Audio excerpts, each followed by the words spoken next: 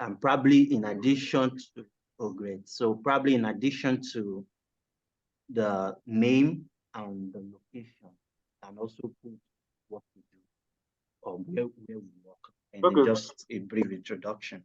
Yeah. So share over to you. All right, thank you, Peter. So please mute yourself. Let us know your name, where you're coming from, or where you're joining this meeting from, what you do, your profession, basically. Guidelines for the meeting, please mute yourself. If you have any question, kindly put them in the chat box. We will take note of the questions and we would put them forward.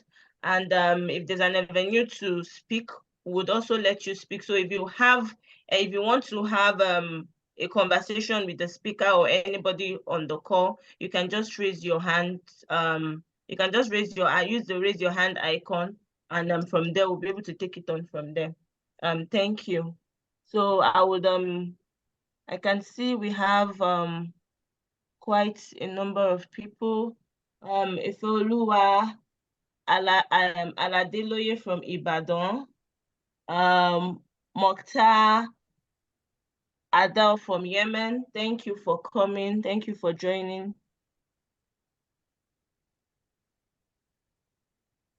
Okay. Peter, I think you can take it on from here. Okay, great.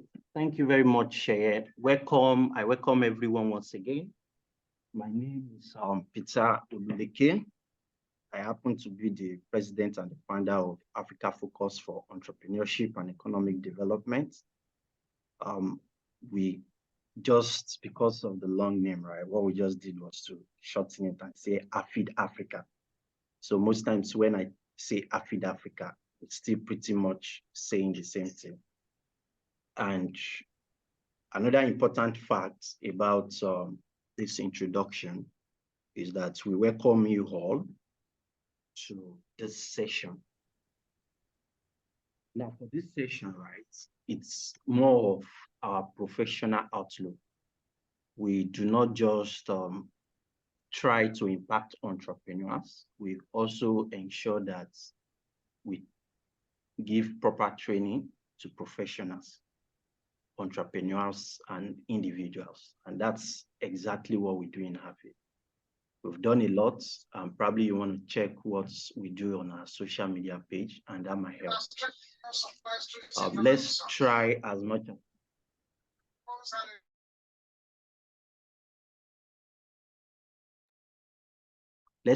as possible to mute ourselves. We're not talking. That will help, to reduce distraction at the cost of this engagement. Okay, so AFEED, what do we do at AFEED, and why is all these engagements important to us? I'll start by saying that we have identified that the empirical evidence that ease of business, free trade, economic freedom are so much important for business to strive and for us to achieve development in the economy. I won't overboard you with principles. I won't overboard you with theories. I would just like to go straight to the point.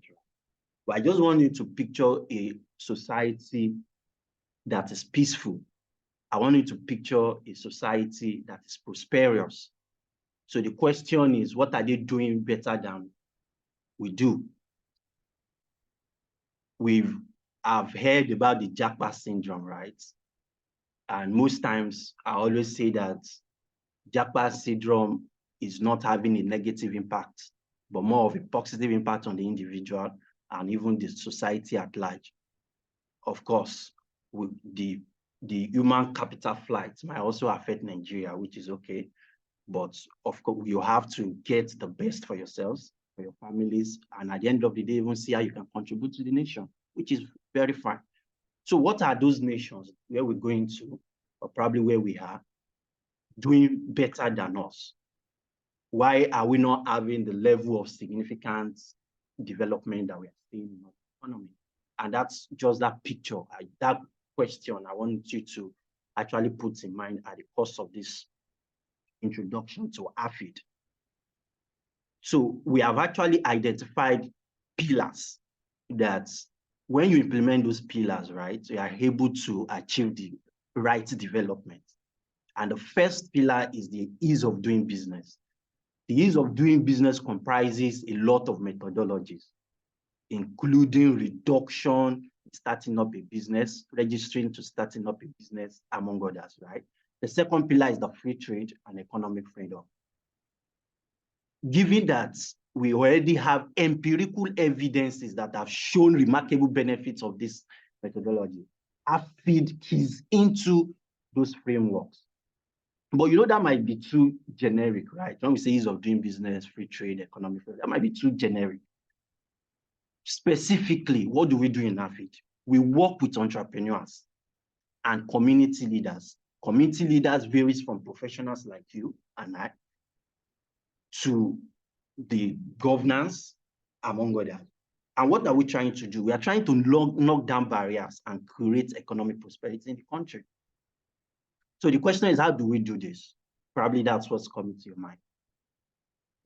We have the REEA scheme, which is the research, education, empowerment, and advocacy. What we are doing now is empowerment, because we believe that professionals, whether you are a business person or you have a career, or for you to contribute significantly, right, you also need the tools and necessary skill to achieve those things. So I'll go to my next slide. Shea, can you confirm you can see my next slide to make sure that we are all on the same page? Or can anybody? Yes, I can see your next slide. Oh, great. Thank you very much. We have three broad objectives, right? We have three objectives. It's a significant broad objective. The broad objective is simple. We are trying to advance economic ease of doing business, free trade, and economic freedom. The first one is we are knocking down trade barriers and making it easy to do business. So the second one is we are trying to increase the acceptability of all our policies. We do compelling videos, among others. Then we also promote, this communique among the populace. We have basically 4 pillars, like I've mentioned. But before I go into the 4 pillars, I would like to let you know what we believe in AFEED. The first thing is I believe on poverty. We believe that if you want to solve issue of poverty in this nation, it has to be a down-top approach. Why? Because it is more of a grassroots development that can grow the economy. So not a top-down approach that is being used. Someone just sits at Aso Rock, just tell you, let's do this, we remove this. No, it has to be a collaborative effort that's why we're saying, for you to solve poverty, it has to be a down-top approach. So most times, why we do this, even before our training, is to orientate on the better society we need. The second one is financing. There is nothing you want to do as an entrepreneur, even as an individual, that you don't need financing. However, the financing can be abused, right? And that is why we've discovered, based on empirical evidences, that when approaching financing, you have to use an holistic approach. When approaching finance, you have to use an holistic approach. It means that we have to educate people, create a microcredit for them, a mutual aid, semi-credit, micro-insurance, technology, market access, trade, and we even need to follow up, right, on the outcome. So those things are important, not just a scheme where probably someone just come, a governmental scheme, and say, oh, we are giving 100,000 naira to all entrepreneurs, or probably we are giving 10 million naira to all entrepreneurs. That is not sufficient. It's important, but not sufficient, right? Then on giving, what do we believe on giving? We believe that the best nature of empowerment is to provide short-term support. So we don't believe that somebody from bring food to Nigeria is a poverty state, and let's bring food and everybody eats and they go back. So the question you ask yourself is, after I finish eating the food, what next? Right? So that's why we believe that the best nature of empowerment should be a short term. And the supporting of what? Enabling.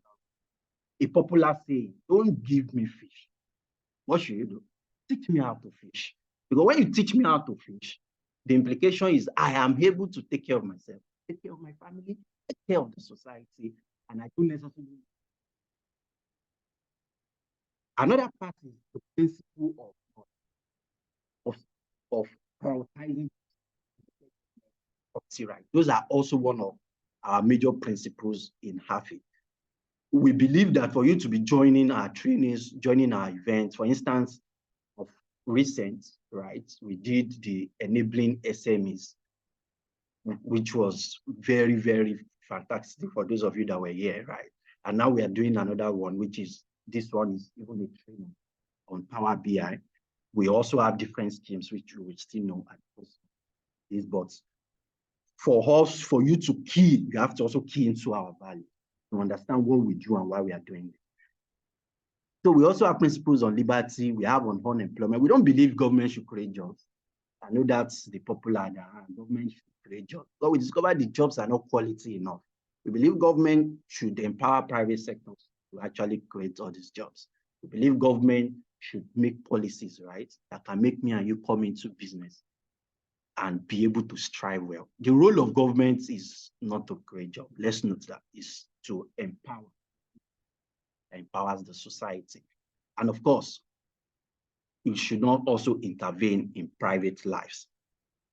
Having said that, what are AFEEDI activities? So you might be asking yourself, what are the specific activities we do in AFEEDI, right?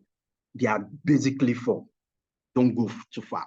Number one is research. We conduct research and try as much as possible to push the articles out, engage policymakers and the governance on how to implement those policies. Number two is we educate. Number three, we empower and we advocate. So if you are probably interested in joining AFEEDI, you can start asking yourself from here that, okay, what segments of these four activities do I know I have proficiency in and I'll be able to contribute to AFEEDI? So for the research, if probably yours is research, our research are centered around the ease of doing business, economic freedom.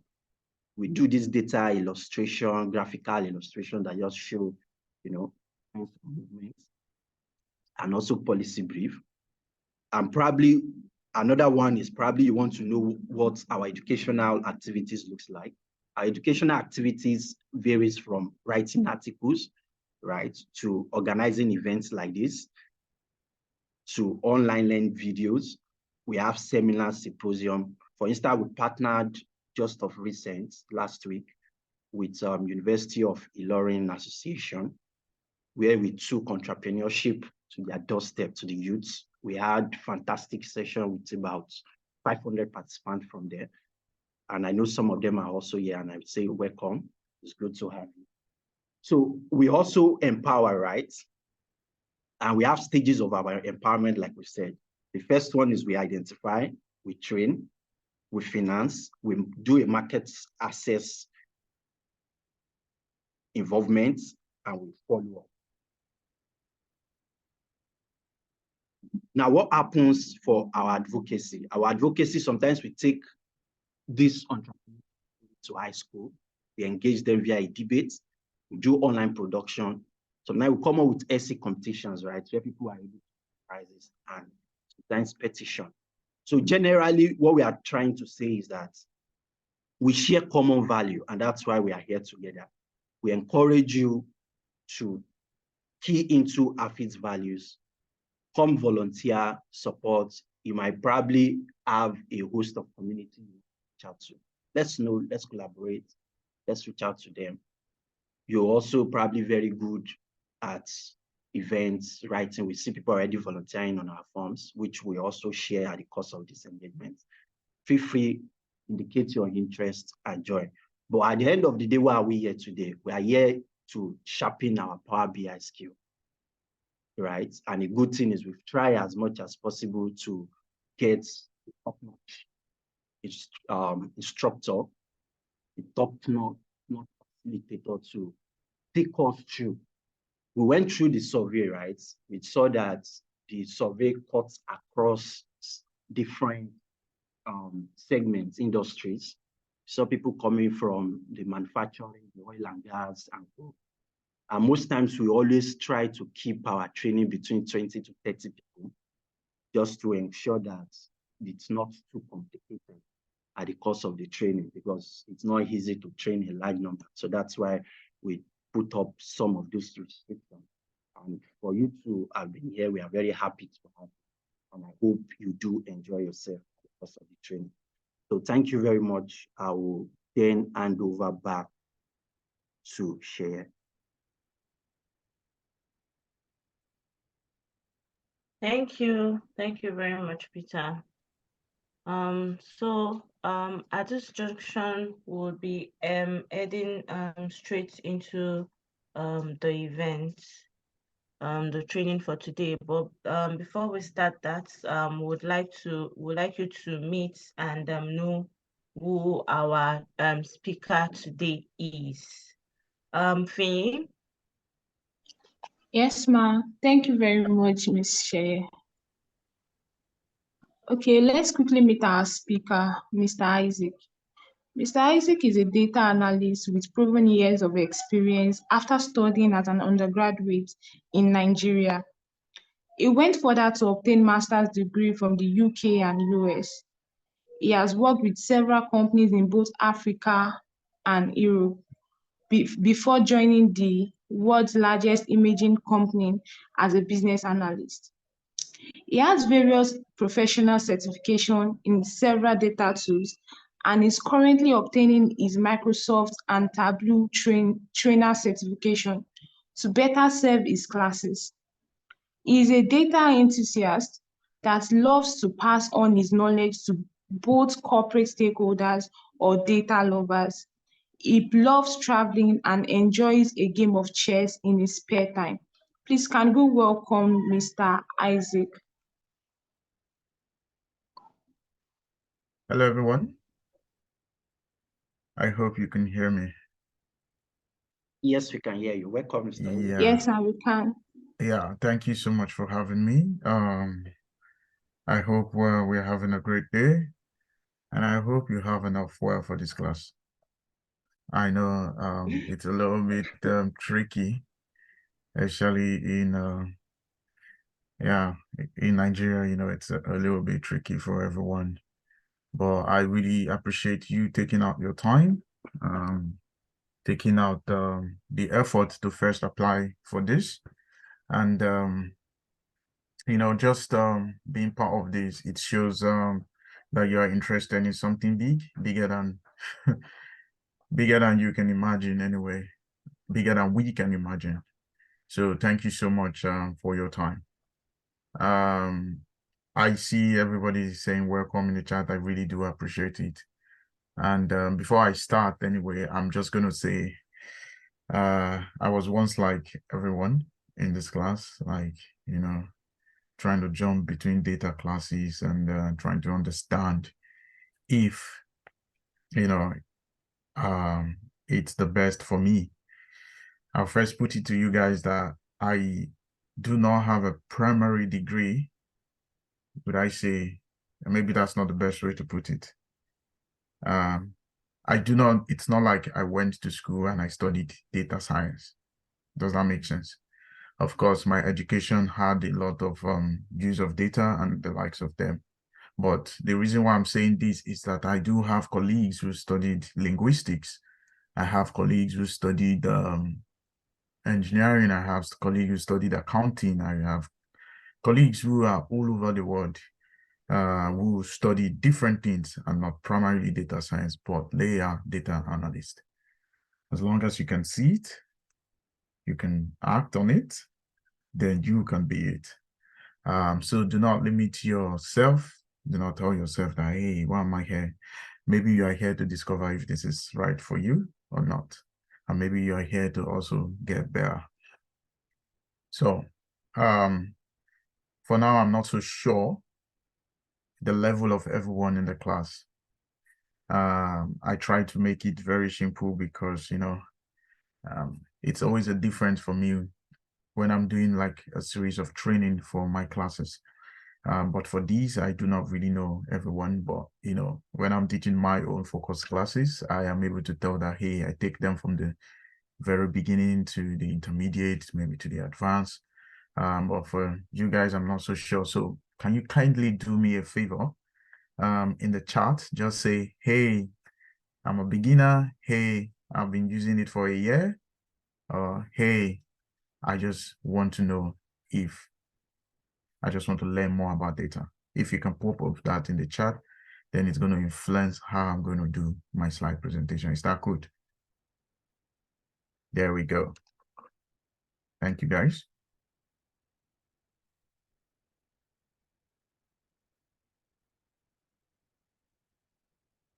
Yeah, I can see your chat.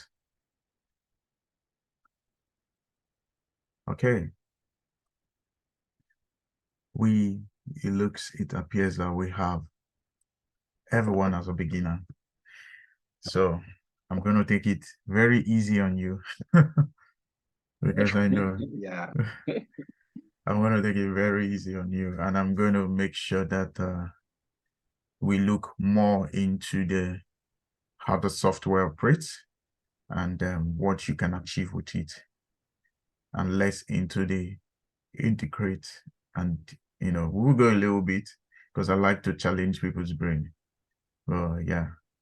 But there's an interesting person I saw here, Mokhtar from Yemen.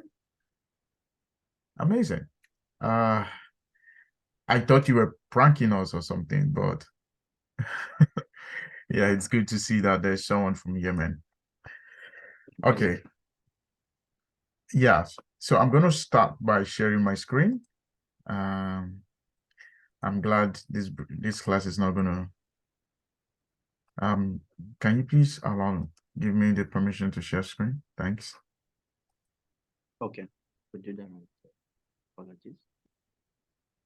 So at the post of doing the please, you don't have your full name, can you help edit the name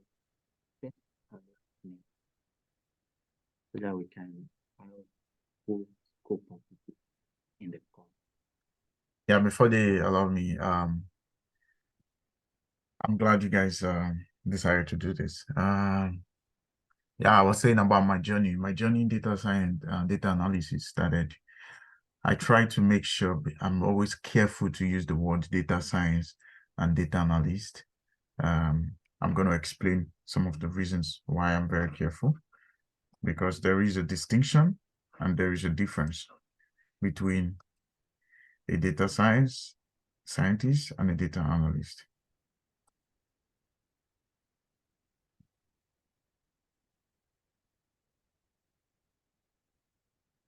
So you're welcome.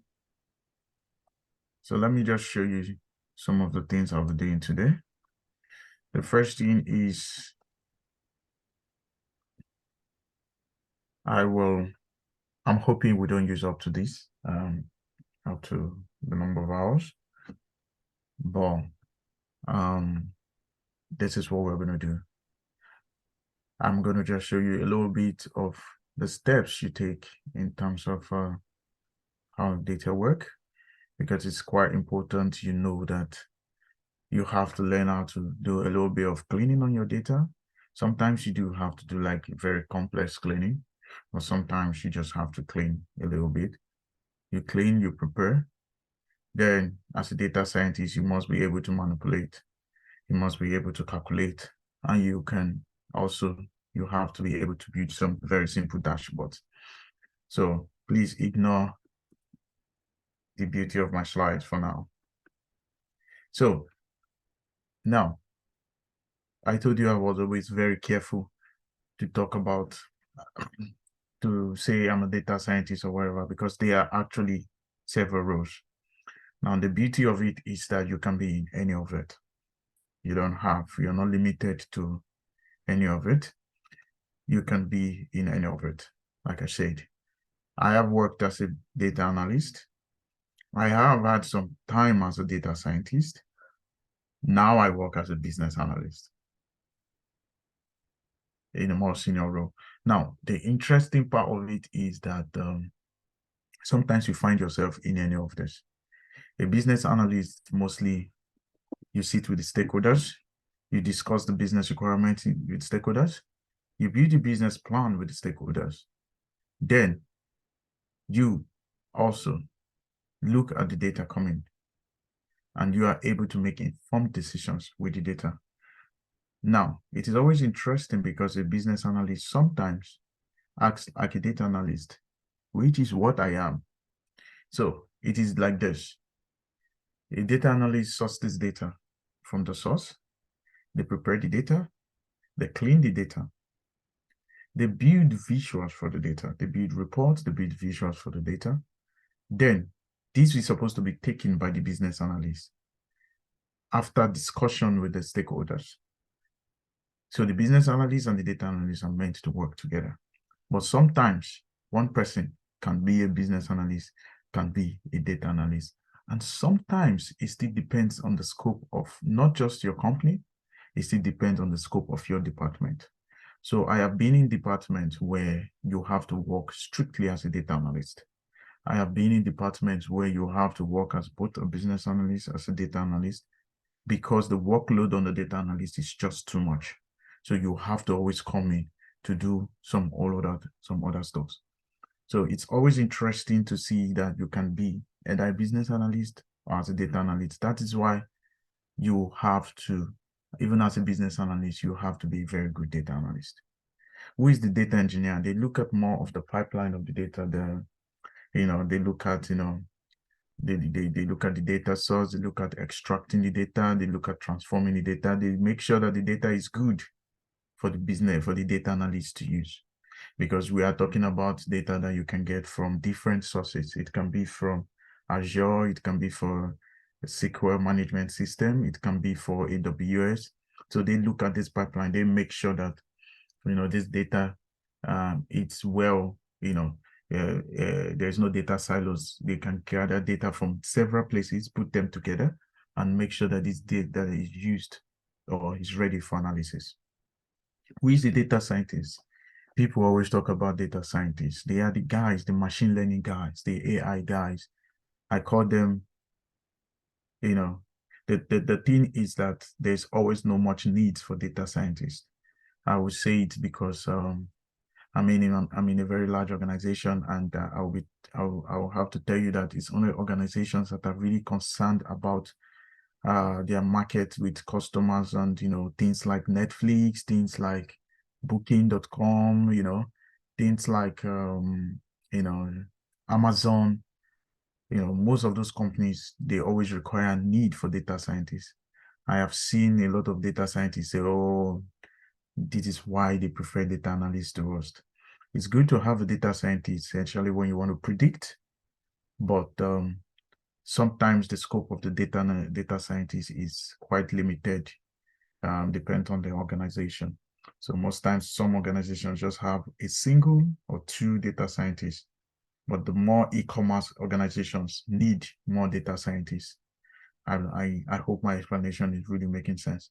So it is always key. Every company has a data analyst, has a business analyst. Very important to them, because every ad hoc reporting, every quick KPIs reporting is done by these two people. But the data scientists are more into looking into the future. Does that make sense? Now, who is a database administrator? In fact, when I got into one of the largest organizations, I understood the importance of a database administrator. Now you see that some organizations have highly sensitive data, really sensitive. So the database administrator, they make sure that they look at data governance. The same thing with data manager, database administrator, they look at these things. They make sure that not everyone have access to these data. So they are very careful of who they give access and everything to the data. So this is a brief introduction of who you can be in the role of data. Mr. Isaac, good morning, sir. I think I Yes. have a friend who is actually a database administrator.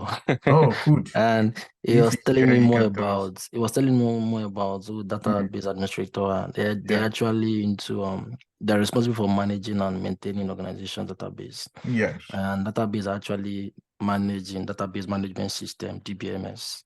Mm. And let's not forget there are different types of databases. So database could be in terms of relational database, it could be non-relational database, Yes. and also be probably object-oriented databases. And these different databases are actually, let's use the word, we use different languages, some structure query languages, we able to access the databases. So for relational databases, we have databases in terms of rows and columns or in terms of tables, right? They're actually arranged. So you just need a language or a query language to be able to extract this data. And we have examples of some of these databases that are in relational databases. We have MySQL, MySQL. They are forms of relational databases, Oracle, Postgres. I don't know many of us know Postgres, IBM DB2, SQLite, Microsoft Accesses, MariaDB, Hive, and the rest. I don't want to bore you guys with a lot of this stuff, but actually, database administrator, they are actually in charge of managing databases, database design, policies, access rights, security management, installation configuration, data migration, and the rest. So, so that's what he told me about database administrator. Then we now have the data manager, so that manages everything that has to do with data. So data managers now have to understand what the business analyst does, what the data analyst does, what the data engineer does, what the data scientist does, and what the data administrator does. So they are more into the policies, governance, data framework. When it comes to data information, these are the guys that comes up with these policies and ensure these other data users don't go out of or don't get this data meshed up. Yeah. Thanks. Yeah, good. Thank you. I was gonna call him anyway, to talk more about the database administrator. The truth is that as a data analyst, you are going to fight a lot with your database administrator because they will prove to you that you will have restrictions in life. I always have a lot of clash with them. Say, hey, why don't I have access to this? They say, I'm sorry, we need to sign this, we need to do it. I'm like, so depends on how large your organization is. You're going to be, you want a very good relationship with your database administrator because it can stop you from doing anything. So yeah, thank you, Jerry, for the explanation into who a database administrator is. Let's go. And I hope you can see my screen because I'm actually sharing something. Now, the core thing for us today is to look at a data analyst. What is the basic task of a data analyst? A data analyst must be able to prepare data. He must be able to model this data. He must be able to analyze it. He must be able to visualize it. And also he should be able to, sorry, someone is sending, okay, sorry. So also to be able to visualize it. So it is very important that the data analyst understands this. Now, you know what is interesting? What is interesting that in some organizations, you don't have to do all of this. Yes, you don't have to know all of it. Should you have an idea? Yes, you should. But some organizations, all you do is prepare the data. Sometimes all you do is model the data with the data engineer or the IT guys. And sometimes you don't even have to manage at all. Yes, visualization should be part of your core strength and analyze also. But I'm going to tell you that in most organizations, you don't do all of this. Now, if you belong to a very small startup, you might have to do all of it, which is always good to start, so you understand everything. But as you grow in your career, you realize that you don't have to actually know all of this. I'm not sure why it's slow. Okay. Let's do a little bit introduction of what Power BI is. Power BI is one of the most interesting apps in terms of BI.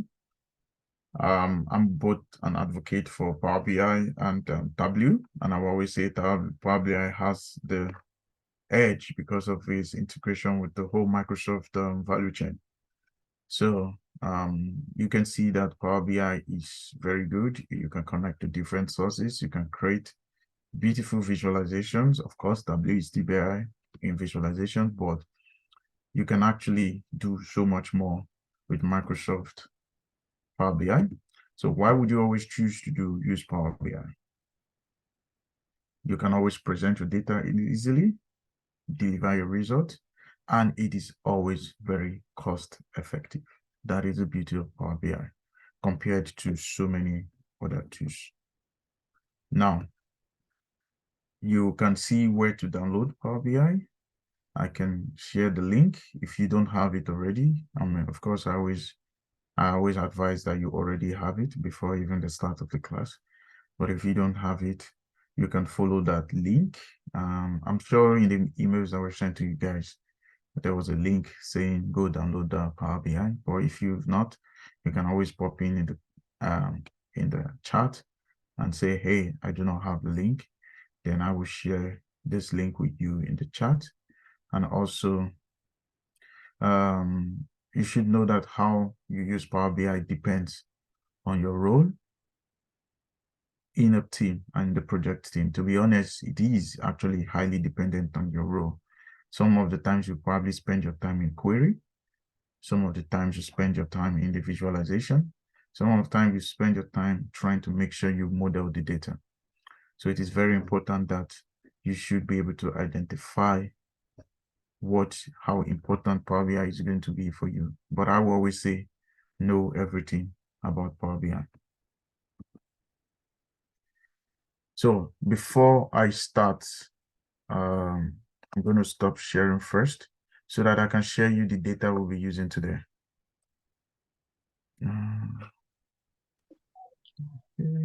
Stop share. Then I'm going to pop to you the data we're going to be using today.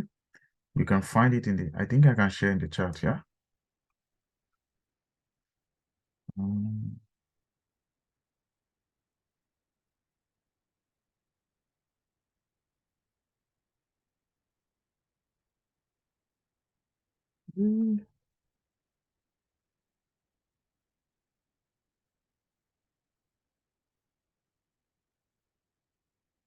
So I'm going to send you guys, unfortunately, this should have been sent to you.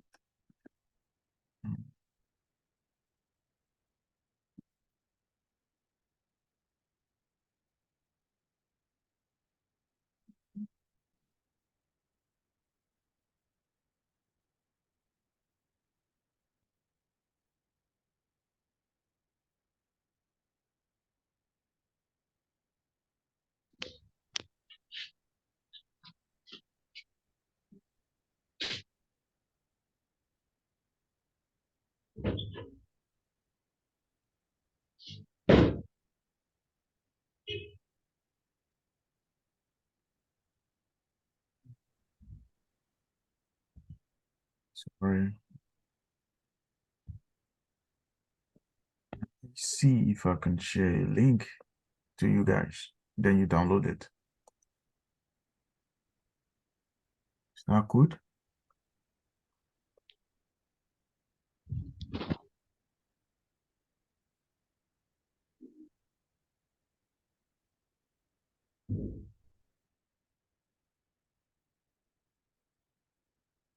Sorry, give me a second.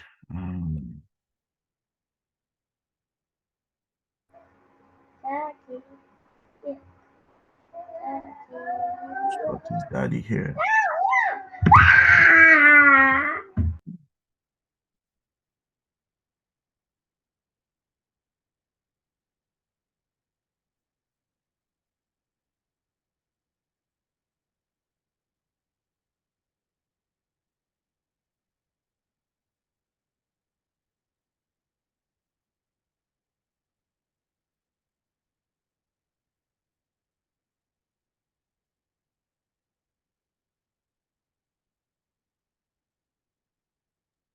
Okay. Hello, Isaac. Are you able to? Yeah. Mr. Isaac, Can I I share the think you files guys, directly? yes, please share it. Which of the Please. files are we looking at? Is it the Just send the the 3 file Excel now? file. The Okay, 3 Excel Excel file. So let me just share the file Yeah, I itself. do apologize for that. Drop the link. Some of my stuff is freezing. Okay. So thanks for that. I'm just gonna continue. So as he's sharing the link, I am gonna be Okay. sharing. So I've also shared the Google Drive link. Good. So if you click on it, you'll be able to access the file. And in addition to that, if you don't have the Power BI training setup, so you also see it there. Probably that might help. So I guess Yeah. the file they should open is that of the raw file, is that correct? Yes. Okay. So we have So training raw. That's what we should look for. Training raw. no, there are 3 files there. There is raw, there is clean, there is final. Okay. So which one are they using now? They're using raw? Clean. Clean. Oh, okay. You can send the 3. There's a reason why. There's a reason why we got it. So we all have it now. Yeah. So probably we want to check with So please on the call. Please confirm if you have been able to access the link. You can just confirm in the chat box. Just say yes, no, no, no. Please access the chat box. I will continue, but just download the file. You should normally you should have downloaded this even before I started the introductory part. But let's go because we need to finish in the next 2.5 hours there about. So let's go. So please, if you don't have access to the file, just pop it out in the chat section. But I think you should have access to it. Yeah, good. So what are the building blocks of Power BI? It's very important that you know how to visualize. You know what data sets are. You know how to create reports. You know how to create dashboards. And you know how to create tiles. I'm going to tell you what all of these are. These are all what Power BI is all about. You don't need to know anything more. This is all of it. So I will move ahead to section 1. If you have any question, you can always pop it. Now, I'm going to open my Power BI right now. And I have downloaded the file. I'm just going to show us a little bit of what Power BI is, the interface of Power BI. I hope we can see my screen. The first thing you need to know is that the Power BI has a file button where you can see all your files. There is a home button. Is there a way to make this get out of the screen? There is a home button. You have what we call the insert button. But let's talk a bit about the home button. Now, the first thing is in the home button, you see get data. This is where you can get all your data. You can access data from Excel. You can access from even a Power BI dataset. You can get text CSV. You can create a new blank query. You can get from an SQL Server. It depends on what your, I would say it depends on what your company is using. If you need to access it by Excel, then you should. Sometimes some companies use what we call should I say ERP systems. There's also more. If you go there, you see more sources you can connect to. Now you see the Excel workbook popped up because it's one of the most popular. But then you see SQL. Then you can also create new data sets by entering data. So if you go to your recent sources, you will see the recent sources you're connected to. This is the most important part, transforming your data. You can refresh your data. You can create new visuals. I can be popping out some of those things now already. Say new visual, you see new visual pops out. Then you can come out and say visual. Let's say I want to check, the region and the sales. I can just click on it and I click on the number of sales that was made. So these are very easy ways. So you can easily create very quick, easy visuals using Power BI. Now, this is me saying sales price by region. So these are very easy ways you can do Power BI. Now, what else can you do? You can create text box. If you want to type, I come here, type. You can write things like, this is analysis of the sales price per region. So this is you already type. You can do everything you can do on the type.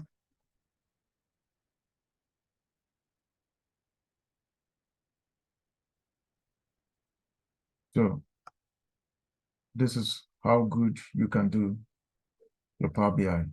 Don't mind me, I've already started visualization for you guys as it stands. So this is how good you can use your Power BI. What more can you do? You can create new measures. We're going to see more of that later. You can create new quick measure. Power BI, if you have access to Power BI service, you publish it on the app. Anybody can interact with the viewport or dashboard you upload. Now, this is talking about the initial aspect of Power BI. This is your home button. Please, I will try to be a bit slow, but it's not easy for me to be very slow because I still want to show you guys something. So what else? If you see on the side, you have some panes that are pumping out. When you see fields, when we download some data, you will see how these fields come about. But let me quickly do an introduction for you guys. You see that on the right-hand side, you get to see the tables that you have downloaded from the data. I have here clients table. I have here dates table. I have here geography. So it just shows you your fields. On this other side, you see visualizations. This is giving you options of several visuals you have. If I want to do, you can always select the kind of visuals you want. Say this, I can do this. And this is called the donuts. So these are several visuals. You have a table, you have a donut, you have a pie chart, you have a bar chart, cluster, you have this. So in the donuts, if I want to show, say, top sales in different region, I can use, say, country, or rather, let me not use country. Let me use, okay, I can use country anyway. And I can say, sales in different countries, let's say, or profits made in different countries, then you can create an easy visualization. So these are visuals that you can easily create in Power BI. What more can you do? I'm just going to give you a little bit of what you can do in the visuals, because I want to excite you first before I start giving you the intricate part of Power BI. Remember, you are beginners. That's what you told me. So I'm going to be careful, beginners. So now imagine you already have all of this, and say you want to edit your visuals. This pane here helps you to edit your visuals. So you can actually start doing very quick things or very easy things just by already having your Power BI. So let's put it this way. Say I have this now, and my manager wants to see the top regions and everything. If right now I can see the ones that have the highest sales price per the region, I can see different countries with the profit. Let's say I want to now edit this. This visual paint helps you to edit what you have in your visuals. Say for me now, I want to edit a little bit of this visual. I can come here and say, okay, this is my x-axis. Can you change the color? Yes, I can change it. I can change the letter that is written. I can make it bold. You can see that. I can also change, how it is written.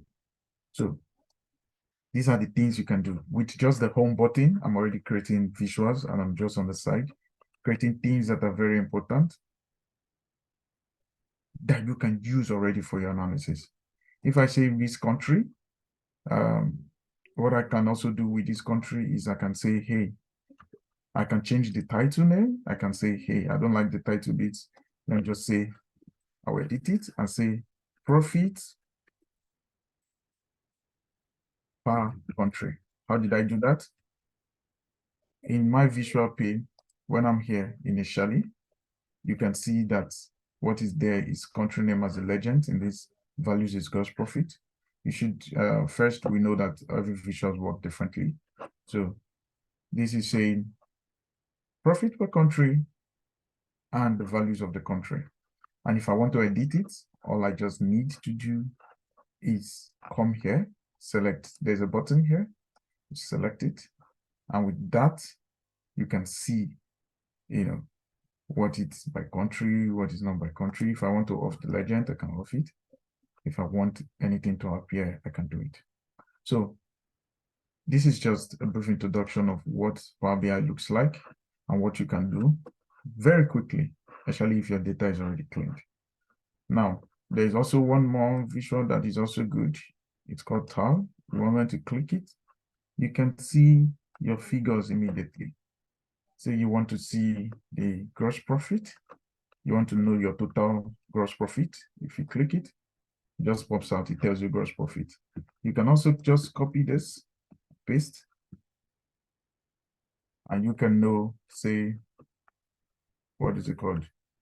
Your total sales price. You have to remove this. Then you see.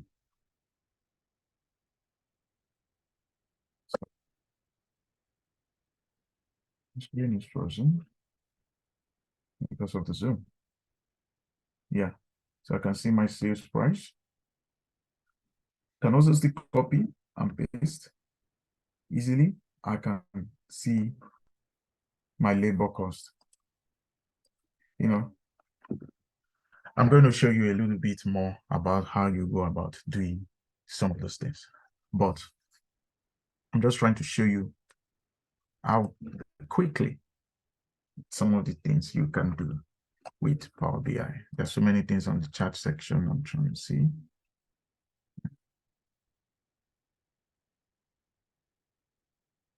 Is there any question that someone is asking?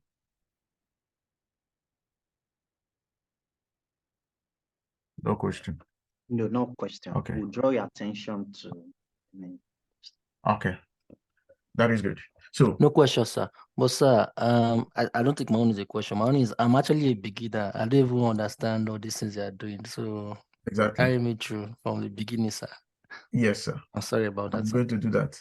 So the key thing for me right now is just to show you what the power of Power BI is and why you need to do, understanding what this home button does. So what we can see is from the home button alone, you can connect to data. I'm going to show you how to connect to data once everybody says they have gotten access to their data. I'm using this as an introductory and using Stack to wait for you to download your data. Does that make sense? So this is all you have in the home button in Power BI. I'm going to show you what the insert button is. For insert, you can insert a new page. I don't know, this thing looks like it's blocking. Let me just see. You can insert a new page. You can insert the black new page. Now, there are two ways you can do this. It's either you insert a new page from here, or you insert a new page from here. If I say new page, new blank page, you see a new page appears. If I click this plus button, I can create a new page. I can always go back to my old page. Does that make sense? New visual is if you want to create a new visual, you can always create a new visual.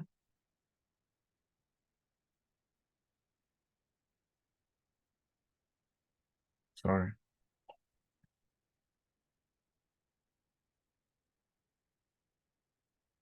I'm getting messages. Okay. Yeah. So, I mean, we'll do the poll. Just I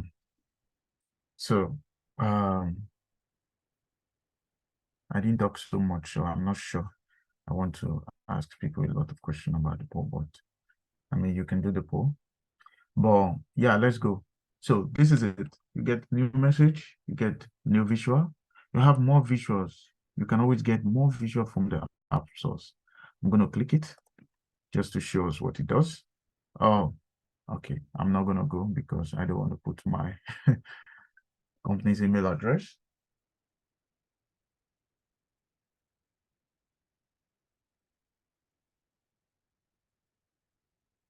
Yeah. So let's see. You go from page 2, page 3, page 2, page 1. You can always see your pages by just clicking. A new page, you can create new page, new visual. You can create a new visual like what I've created right now. I'm just going to cover this. I'm going to come to a new page and say new visual. By clicking new visual, Power BI pops out a visual where you can then select any of these visuals. It can be a tree map. Then you populate it with your data. I'm just going to be showing you some of the things Power BI can do quickly. Now there's question and answer. This is an AI built system where you can always ask questions to your data. All these parts are AI visuals. So Power BI has decided to put in what we call the AI visuals. AI visuals are, like I said, we know what artificial intelligence is. The things you are not even seeing in your data, Power BI helps you to get more in-depth information. They are very useful. They are always good, especially when you want to make good managerial decisions based on your data. Now we also have what we call the composition tree. All these are all AI visuals, even smart narrative. The other thing is paginated reports. These reports are the one built, I would say it's not mostly used most of the time, but they help you to build a suite of reports where you can kind of like, even after you have automated your Power BI, you are able to build a replica of reports flowing in different lines. So it's a different ball game apart from Power BI. We have Power Report, which you use to build like paginated report. What are Power Apps? You know what an app is? An app is like, your app, your mobile phone app. You can actually build your visuals into an app. And they're always very interesting visuals to build. You can build an app that says that, hey, if somebody, let's say you're an e-commerce, if a request is made, send it to the supply manager. Supply manager sees whatever it's required, and it can pop up some visuals, tell them availability of the stocks, stuff like that. An app is also good. It's just like you have an app on your phone, you can have an app of your reports. But I must tell you, it's a little bit different from paginated report, Power Apps, and Power Automate. They are embedded in Power BI, but you must have built them in their own system. Then you cannot put them in Power BI because they are different ballgame entirely. It's a different ballgame in terms of the analysis world. Power Automate, which happens to be one of my favorite things. Power Automate is building automated flows. Any repeated flows, you can automate it. You can build, sending emails to somebody, extracting data from somewhere. You can just build it by a click.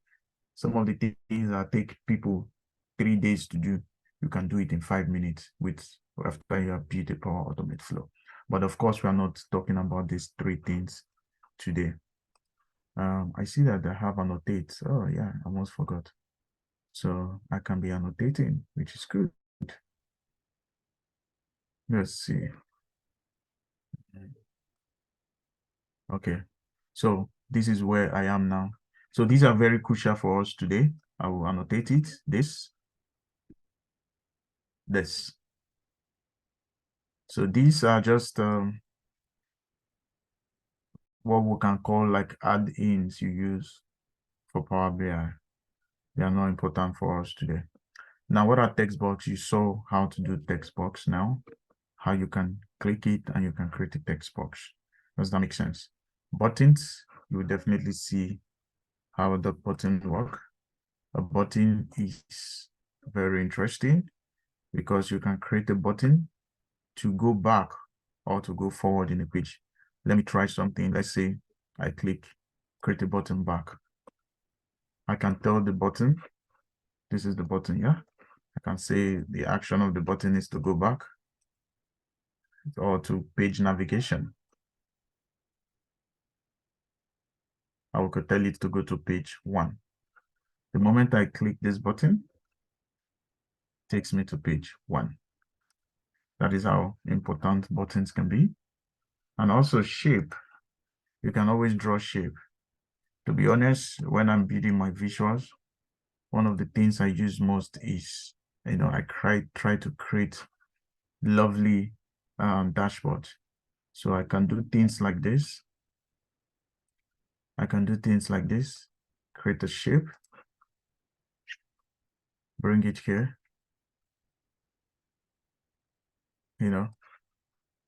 let's say my company is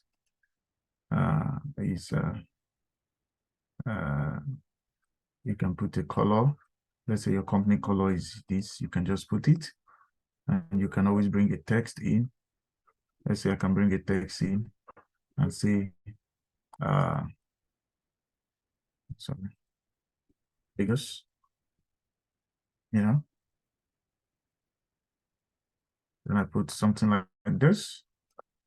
I can make it bold, put 22, sorry.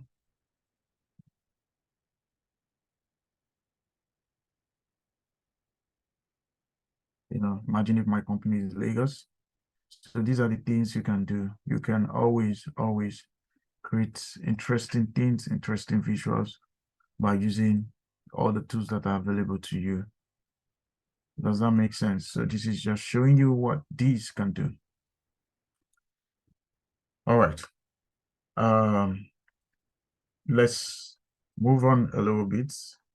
This is not the most interesting part. I mean, these are interesting things to know, but I'll be lying if I say this is the parts that interest me the most. Okay, so that is insert. Modeling. How do I take this out? I'm trying to take it out. I've gone to Hello, sir. annotate now. Hello, Yes, sir. please. Someone is Yeah. asking on the group chat, which of the data file are we using? Which of them are we importing into our dashboard? Because I don't think we know how to import this data into the dashboard. Okay, yes. I will go to that. So we all have the files now, right?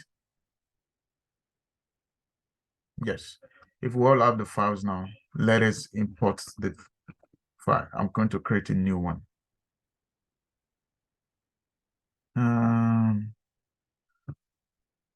I'm going to create a new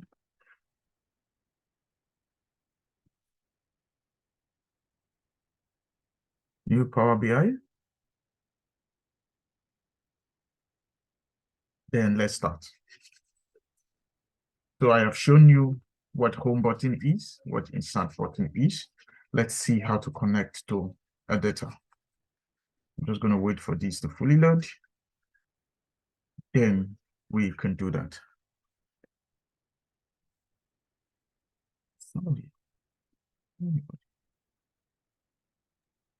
Okay, just to check, at what point do you want to take the poll? Yeah, we can take the poll now. Okay.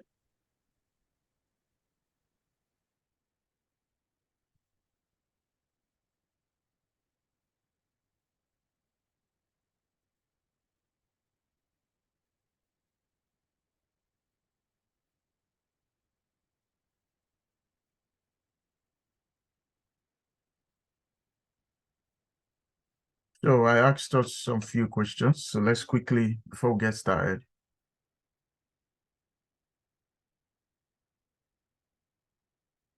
In your own understanding, how do you think the flow of data should be? What do you think are the steps you need to take?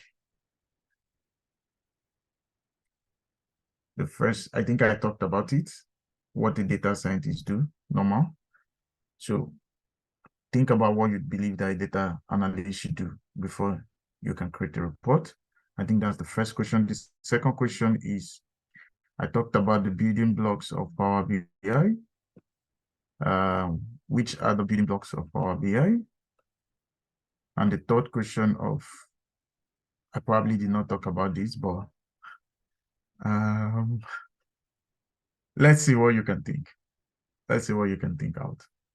So please take the poll quickly, then we can go on to very interesting things.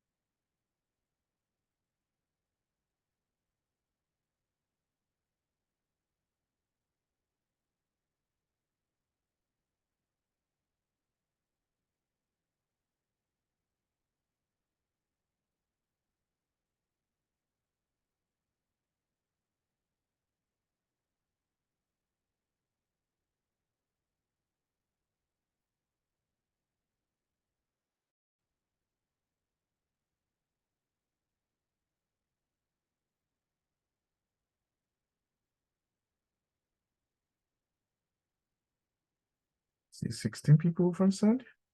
Good.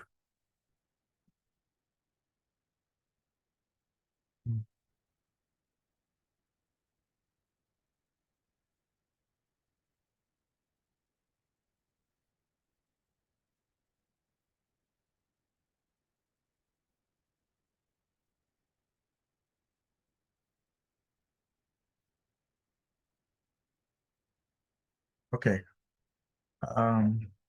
I think Yeah, for we now, have about 18 of 31 as a 10:30 pool. yes. So Yeah. that is good. Thank you guys for that. I wish wait.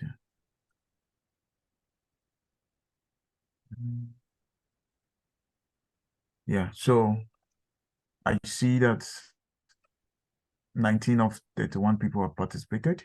And what is the common flow of activity in Power BI? One person said this, but the correct answer is actually what the majority chose. Yes, you first have to bring your data into Power BI desktop, which, yes, I didn't show you. I didn't do. Yeah, I already brought in my data, so I was just waiting for you guys to get. So you first have to bring your data, then you create a report, then you share it, and you can view the data beyond either from a mobile phone or from the service. The second stage question says, which are the building blocks? Yes, definitely, I showed you this. It is definitely what the majority went for, which is visualization, data sets, reports, dashboard, and tiles, which I tried to show you very quickly. And also, the third aspect is, yes, I didn't tell you this one. So a collection of ready-made visuals. Actually, I think I talked about it. A collection of ready-made visuals prearranged in dashboard and reports is called what?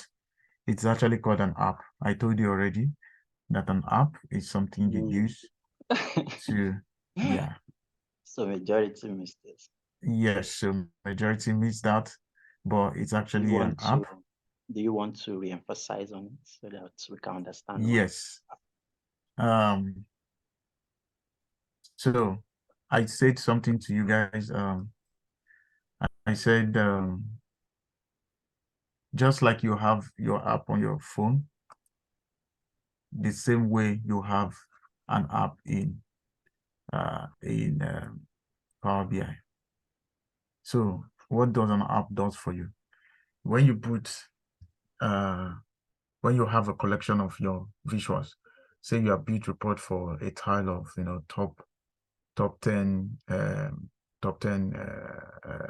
products, or you build top 10 salesperson, or you build something that says that when someone asks for this, please show me a visualization that says we have this product available.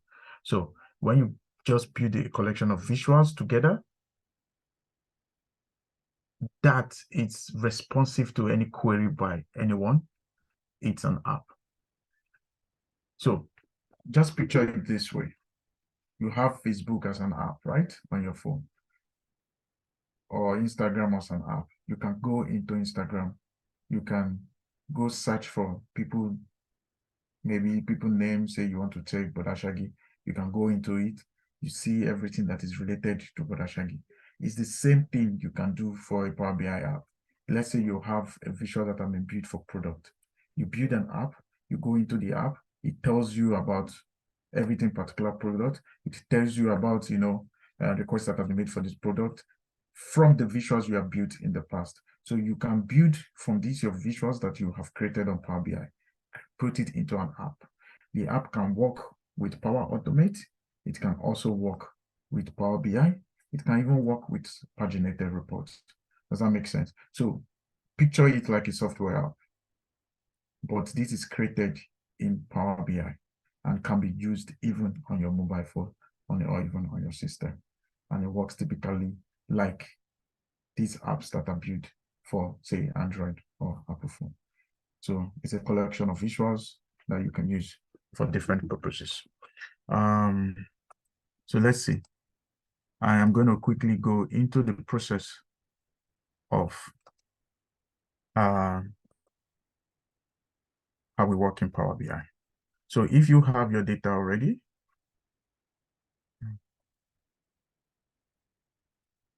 I'm not sure why the poll is coming. Oh, some people are still answering. It's too late. Sorry, guys. So this is it. So let's start. I will officially say welcome to Power BI because what we have been doing is talk. So when you open your Power BI, for some of you that have your Power BI already, this is what you come as your first page. Now it is left for you to say you want to get data first, or you can say, I want to close it and I want to get my data. So how do you get your data? I already told you there are different ways. From your home button, you will see it. There are different ways of getting your data. So let's say you get it from an Excel workbook. For this, our case, we're getting it from an Excel workbook. So click on this. If you have downloaded the data, click on this. Now it's going to pop out. If you have saved it wherever you saved it, please, you will have this 3 data popping out. So what do you want to do? You want to select training clean. Select it. I hope we're doing that because I cannot see what you're doing. But in case you're not doing, I'm just going to take you through the process. So this is how you connect to a data set. Typically, for us, we are connecting to an Excel data set. So you click clean and you say open.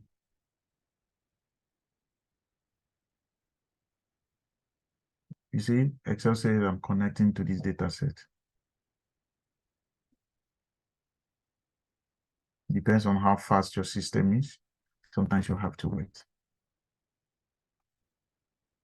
Now, let me show you something.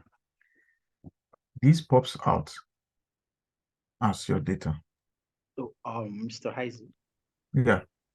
Yeah, sorry. I need to also come in here so that we can manage the audience.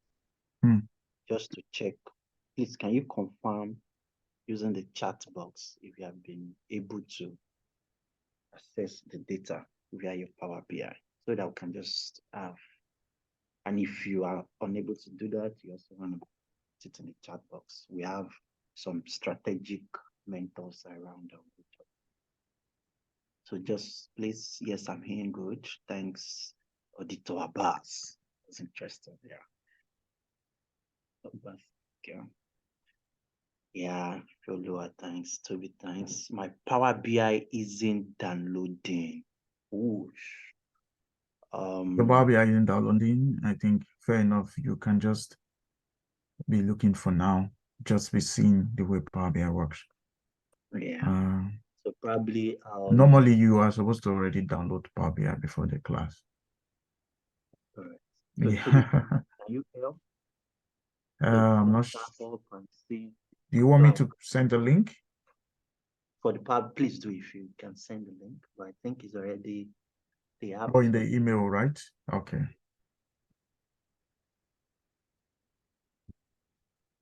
So Toby, someone will start here and see how we can manage that space. Do we have any other person having issues? Because I want us to make sure that we are all aligned at the beginning of this connect, right? Because that matters a lot.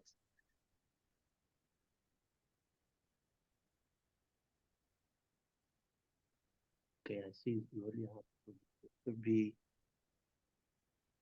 Yes, I think. I'll pop it on the. So this is where you can get Power BI. Okay, want to send it to the group chat, right? Yes. Oh, good. So you can use that link. Try and see if you can. This is going to take you a while, so you probably have to be listening to the class. Yeah. Yeah. Okay, please, you can go ahead. I think we are good. Thank you. So let's kick. Yeah, so now before I will repeat this step again, but let me go back. Let me show you something. Let me show something. Yes. I want to show you. This is the file we are getting, right? I want you to understand the way the file works. How everything works in Power BI.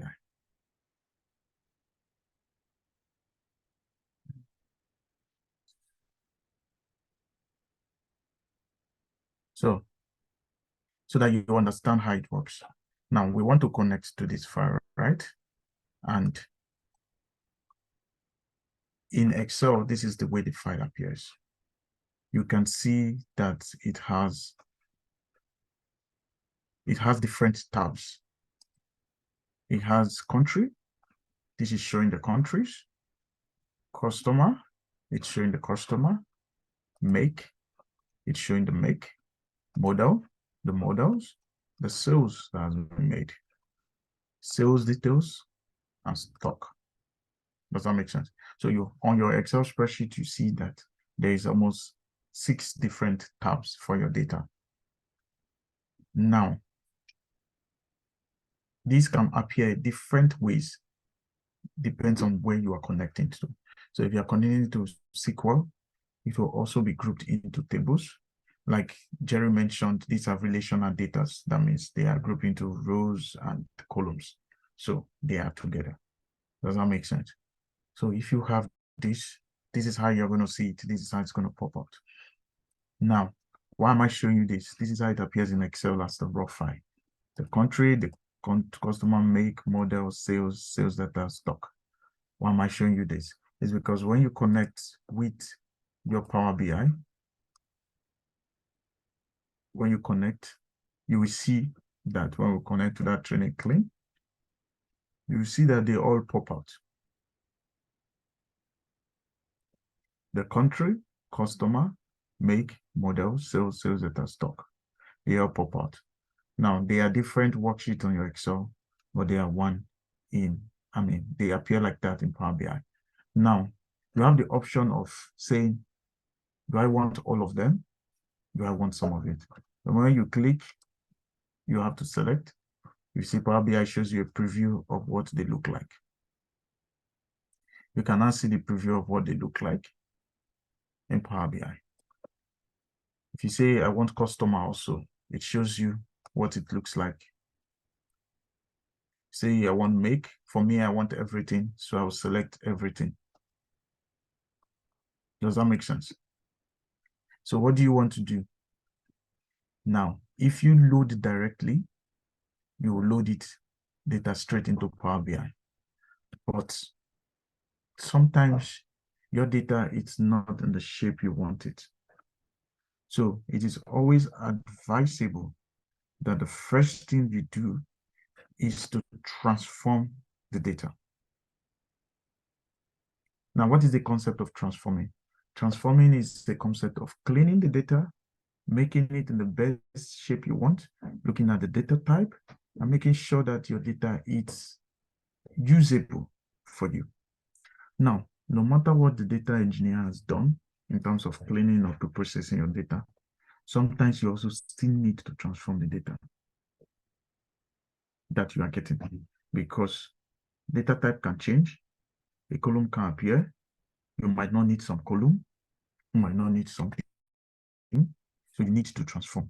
So I am walking you through the process of connecting and cleaning your data right now. So please pay attention. Even if we do only 2-3 things today, I think it will be fair enough just for you to understand the way things work with Power BI. So now that I have connected the data, I have gotten the data, I will say transform the data. Now, the moment you transform data, this is what happens. A new word is open to you. This new word is called what? Power Query. Sometimes this icon in Zoom really pisses me off. It just stands in the middle of the whole thing. So Power Query is open to you. Now, if we dwell so much on Power Query, we'll probably not finish today because it's a word on its own. But put it like this: Power Query is the part of both Power BI and both Excel where you can transform, clean, edit, manipulate, do some calculation on your data. If you have not heard of Power Query before, please know this. This is Power Query, and it's one of the most powerful tools you can use to clean your data. Now, Power Query works also with Excel. You can also do query with Excel. You can also do query with Power BI.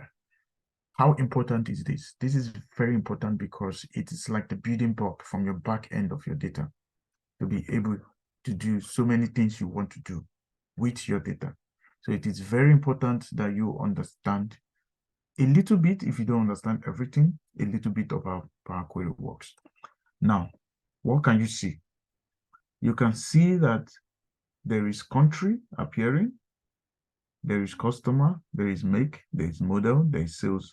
All those worksheets we have, it's appearing on your data. And this, you can see all of it. Now you can see everything about those your data. Now, please follow me. Mr. Isaac? Yes. Yeah, just in a bit. Can see someone's hand is up. Who's raising hand? Yeah, and do you want to speak? Good morning. Yeah, Hello. good morning. Good morning. Yes. You're welcome. Okay, good morning. I'm sorry for interrupting. Please, No please, I want to know how to upload this file into the Power BI. That's the file from that you shared.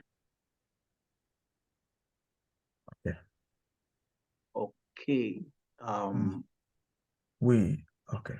How do we manage that? I can just repeat it. I can Okay. repeat it. Thank you. Sorry for it. I will close it now. Thank you. No worries. Now, when you open your Thank you. Power BI, yeah, no worries. When you open your Power BI, this is what you see, right? is you will always see something else pop out, but you can close the thing and come here. It's very easy. You see get data. Get data is saying connect. If you look at it, it's saying connect to data. For us, we want to connect to our Excel data. So we'll click Excel workbook because we have it. We know that the file we are connecting to is an Excel file. The moment you click the Excel workbook, wherever you save your data, go to it. This is where I saved my data. I will close it on Excel because sometimes it can disturb. So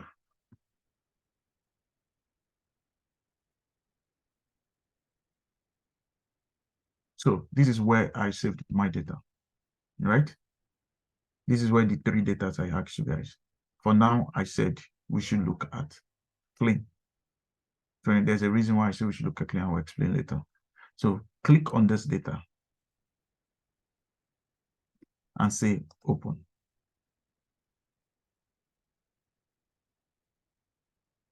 The moment you open, a navigator pops up for you. Sometimes it will take a while, depends on how your data is.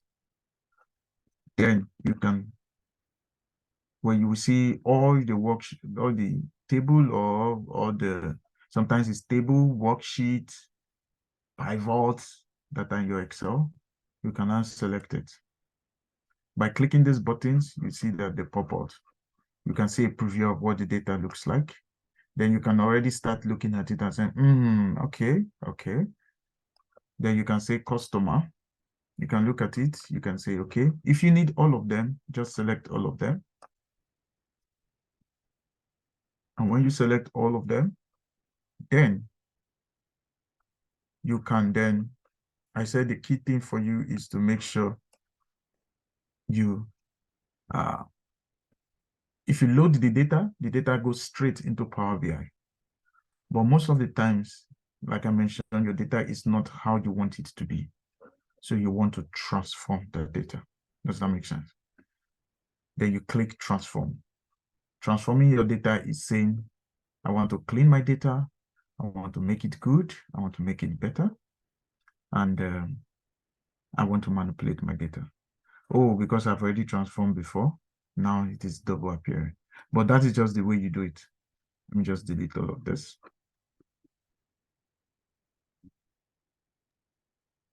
So is that clear there? Confirm if I think there's something wrong with my.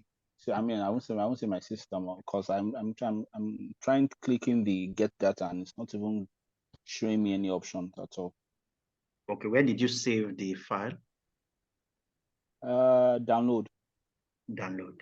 Okay, so someone will reach out to you. One of the mentors will reach out to you. Okay, sir. Thank you.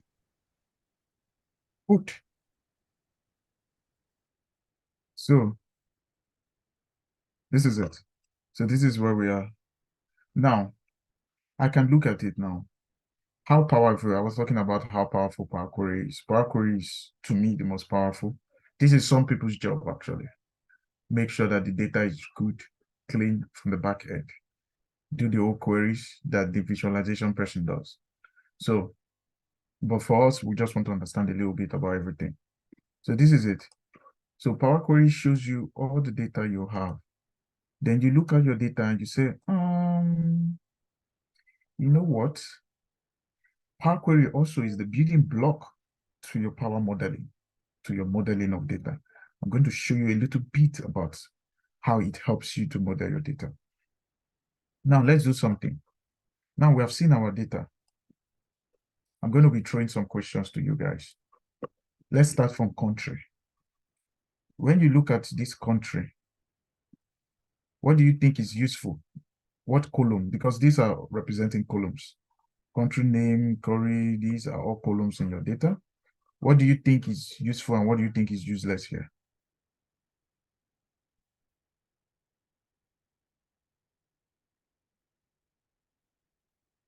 I'm asking a question, sorry.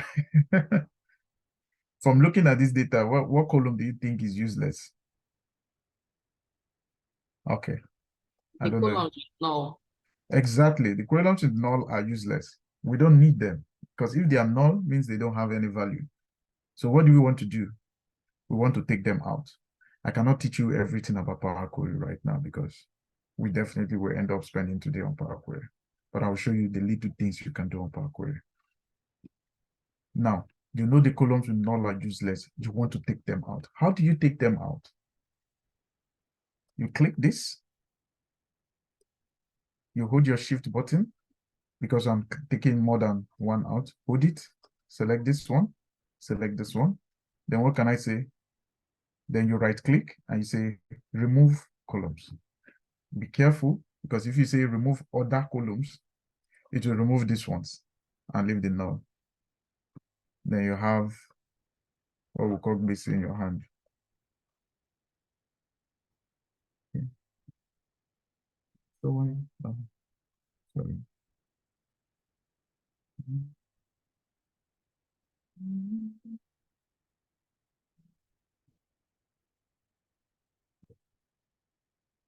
Just in case it's not showing in yours, you need this, is very important.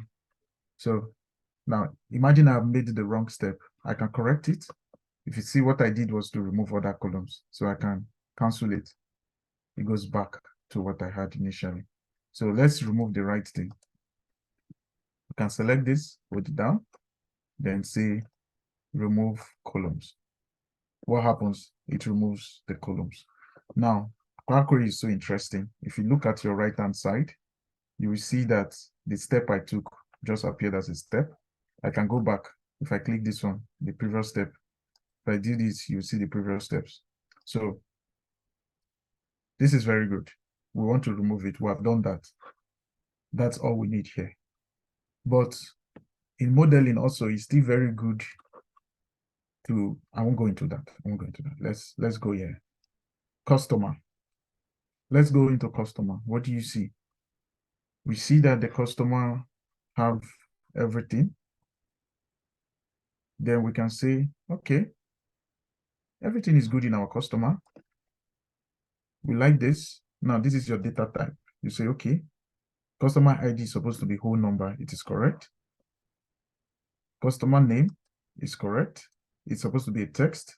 This, I'm telling you about data types now, just in case you don't know what data types are. Text, it is right, it's text. Address is a text, is correct. So these are the things you check for. Are these correct? Postcode, yes, it should be in an alphanumeric value. It's correct. Town, text. So you check all of these and you're like, okay, this is good. This is what we need to know. Now you are correct. But now there's one thing that is wrong. What is this do we have here? Client since what? This is what?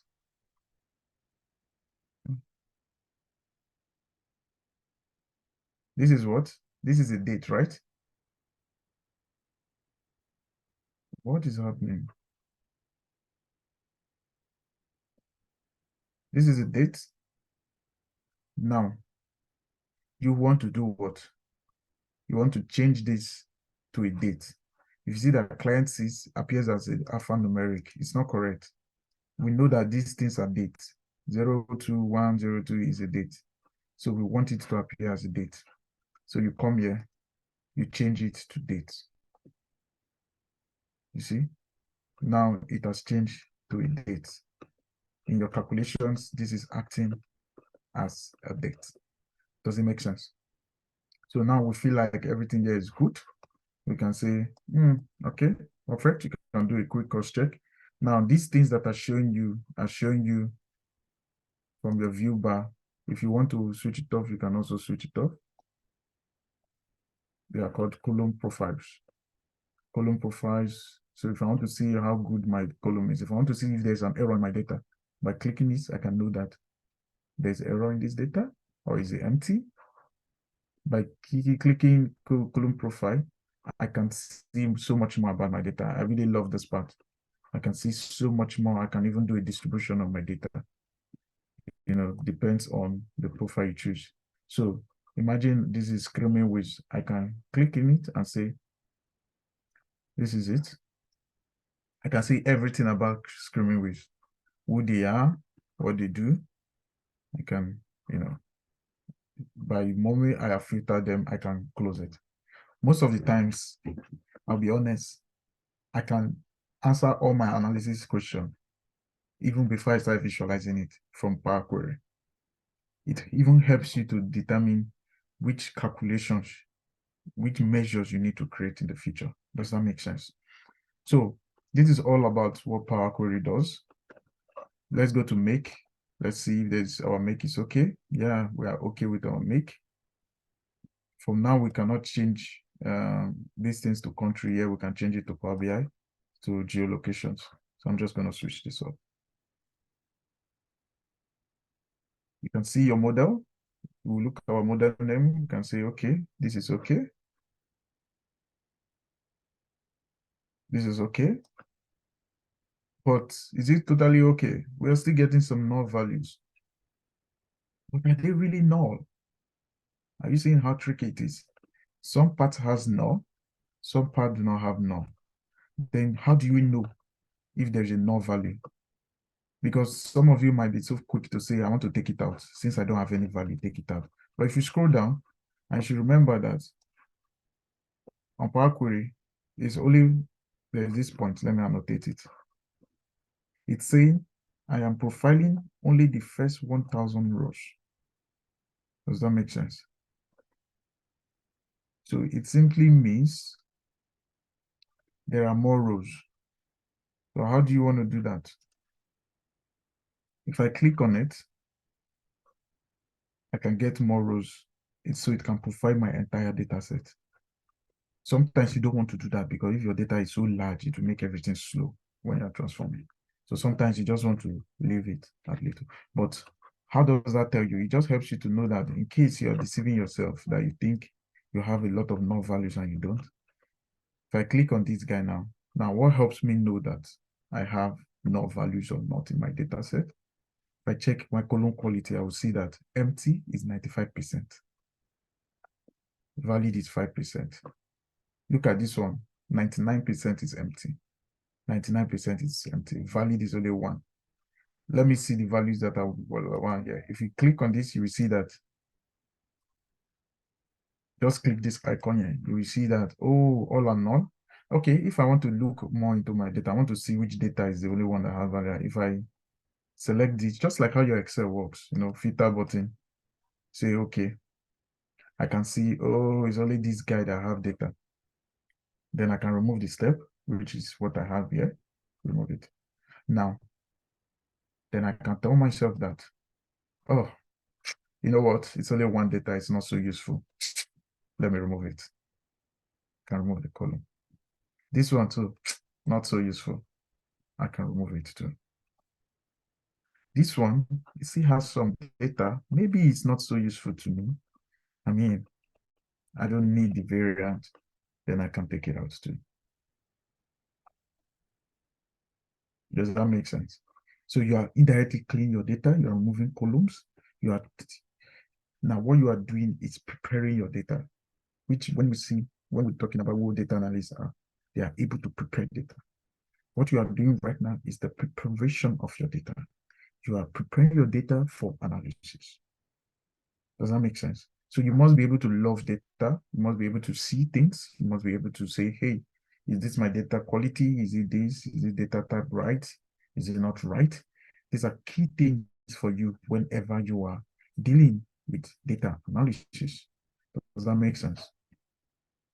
So if I go to sales, I'll show you a bit about what I really don't want to dwell so much on Power Query because it takes time.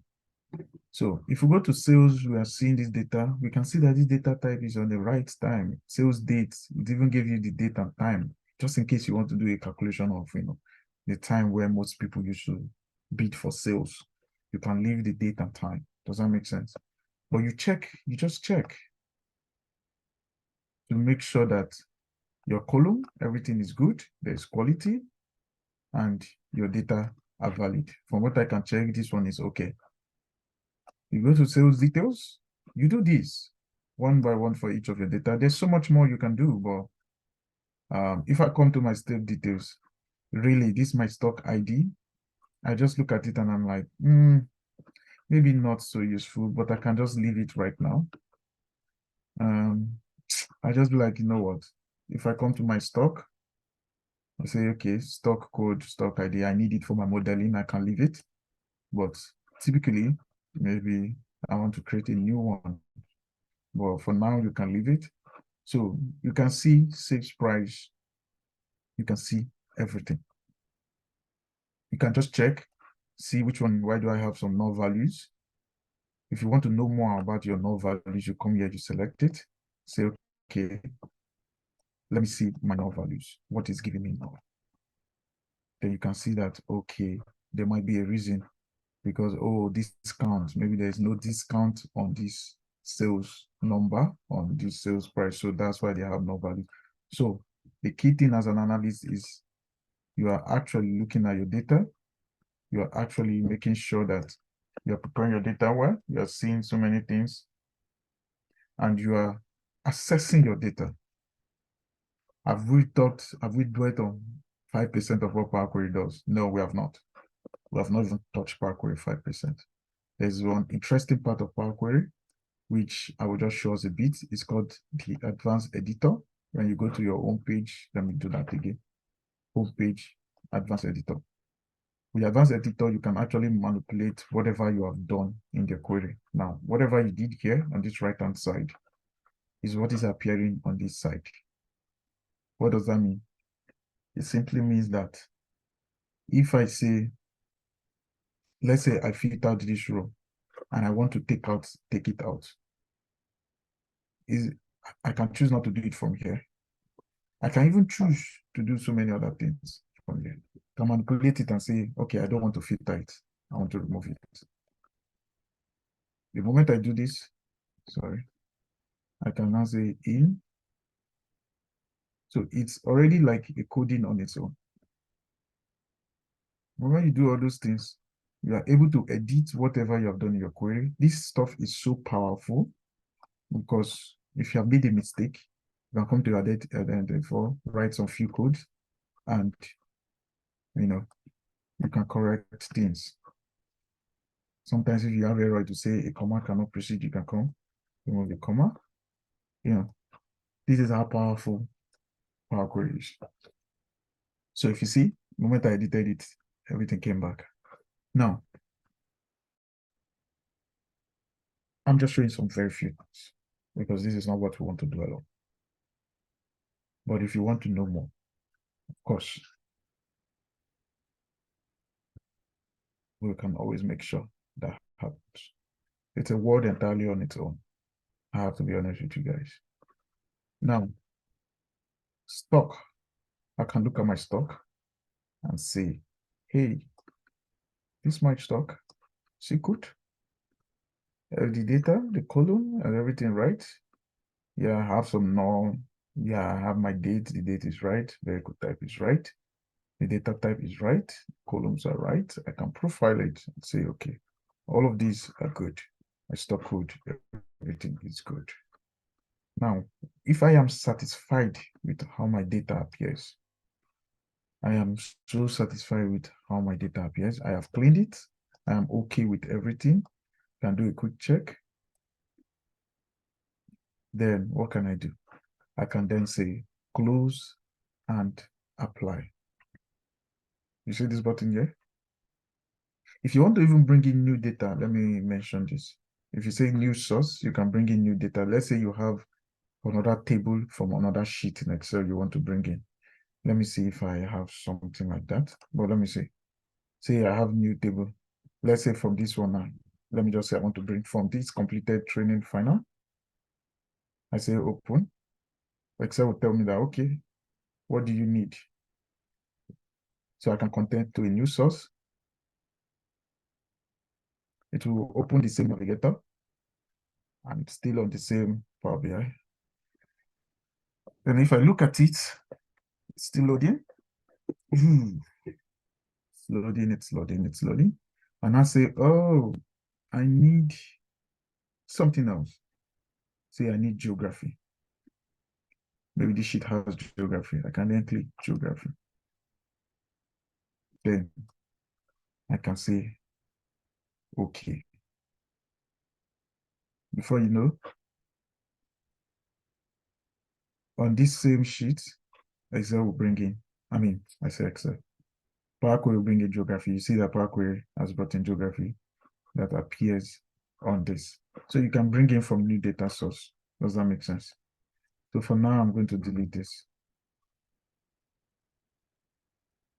So let's say close and apply.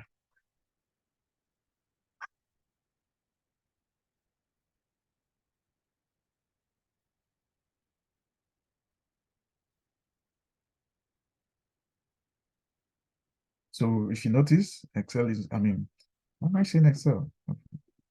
Power BI is loading. It's loading all the data. So it depends on the size of your data. It might take time, but I'm very sure for us, we don't have much. So it's gonna pop out. Now you have all of it. Everything you have is here.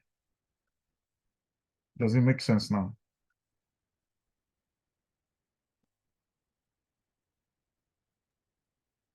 So if we're following with the class, put a yes on the chat box. Please, I would like to know. I'm not so used to dealing with guys that are very new to the game. So, pardon me. I know how to teach people from the basic, of course, but I didn't know you guys were so beginner. Does that make sense? Thank you, but so far, are we getting it? Do we have any objection? Do we have any question? Do we have any feedback right now to say, please, so I am struggling, or I'm not okay, or I'm having a deco. Can you buy me juice right now? If you're hungry, raise your hand. I actually have something for someone today anyway. Sir, I'm hungry, sir. I'm hungry, sir. I do have something. I will give out at least 5K for someone today. So, and I'm going to train a question. So I really need you guys to follow. If you're not following, please follow. Maybe you'll just be the one to win something from the class. Does that make sense? So, good. Hello, Any sir. I question think this class? I also support another 5K, so just make it 10K. Good. Urgent thank you. For Urgent data, 10K. for data subscription. Yes. Just to give back to you guys for joining. I know that it's not always easy. So maybe we'll just give it to 2 people, 5K each, just for you to get back what you used to subscribe. Does that make sense? Yeah. Good. So sorry. Yes. I tried Yes. creating a breakout room for just 2 people. So I want to check. Hope it's not like you're saying. Yes, I'm seeing it. Actually, I was closing it. Maybe I'll be the one closing it for you. So for you to, I want to know whether it's just the co-hosts. Let me just ask Damilare, Abraham. You also see the dialogue. I want to know whether it's just for the co-host, so that I won't need to close it. You can just drag it down. But if other participants are saying it, then it's not working. Jerry, can you hear me confirm if you can see any dialogue box on your showing? No, sir. I can't see anything. I can't see anything from my end. Oh, great. Let me ask one more person. Auditor Abasi, can you confirm?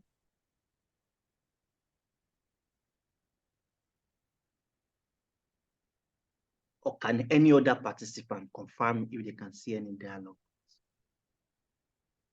Just to make sure I'm not. Can't see anything from my end. You can't see anything. You're good. So we are good.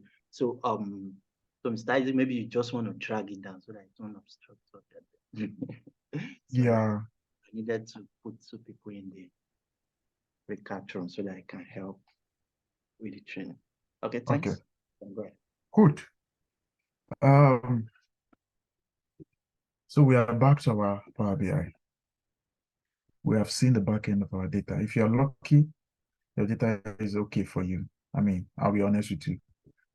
99% of the time, you're not lucky. So you have to always do 1 or 2 things to your data. So so now we're back to the spot where we started from. The first thing you want to do, very important thing. So I'll go to my slide.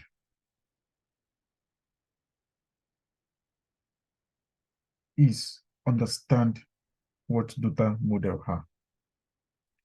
There is a key thing about data models, and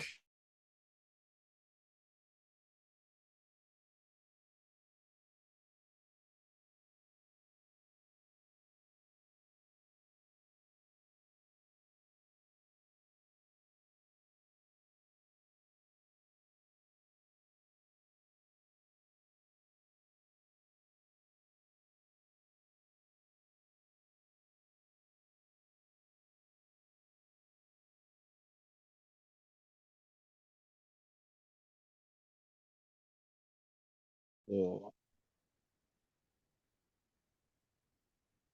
hello. Okay. Yeah, I'm with you. So Okay, so the issue you have is getting the data. yes, so I've been able to import it. there are 3 icons to you. I'm not sure. Did you purposely stop the recording? Not sure. Anyway, there are 3 icons in Power BI. You get to see the report. This is where you see your report querying and everything. Table. If you want to see how your table appears, now Excel used to show you tables. You can always come and see it in your table. You can also do a lot of things, table calculations here too. We'll see a little bit of all these things before the class ends. Then the model, this is where we are. You know what's interesting? The moment we load the data, Excel has automatically created the model. What is a model? A model is just showing you the relationship between your data. Why is a model important? Because you have different tables here. You have to link these tables together. If not, you cannot interact between tables. Unfortunately, this one we have already, or the easy way to create interaction between them has already been done in the data set. That is why you're seeing all of this. That is why I sent you raw data. That's why there's a file which I sent to the group which was raw. It has not been modeled, it has not been put into tables, it is just raw. Does that make sense? It's not created into different worksheets, it's just raw. I will show you the data soon, and I will show you how they get to this point of making them into tables. Now, I know that what you came to here probably I want to come and see beautiful pictures of graph and everything. It's not the same. It's not always like that. There's so many processes that takes place before you get to those beautiful pictures. So now that we have this model, you will see something very unique about this. There's a line connecting to these lines. What are they? If you ask me, what are they? Let me go back to my slide.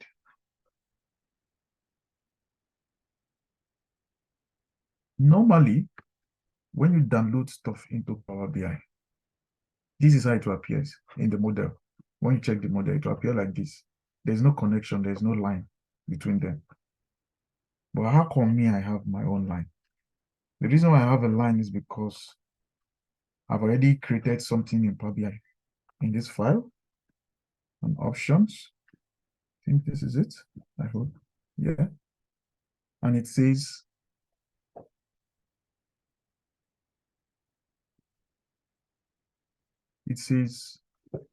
there's somewhere that says automatically detects relationship. Let me see. I don't know. Sometimes it's not easy to find. Somewhere. This is it. No, let me see. There's somewhere. Anyway, let me see. In data load, it says auto detects new relationship after data is loaded.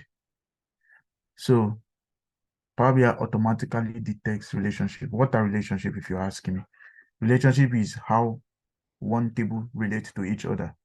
So when there is an automatic detection, Power BI already, you already clicked that thing that says Power BI automatically detect the relationship between my data.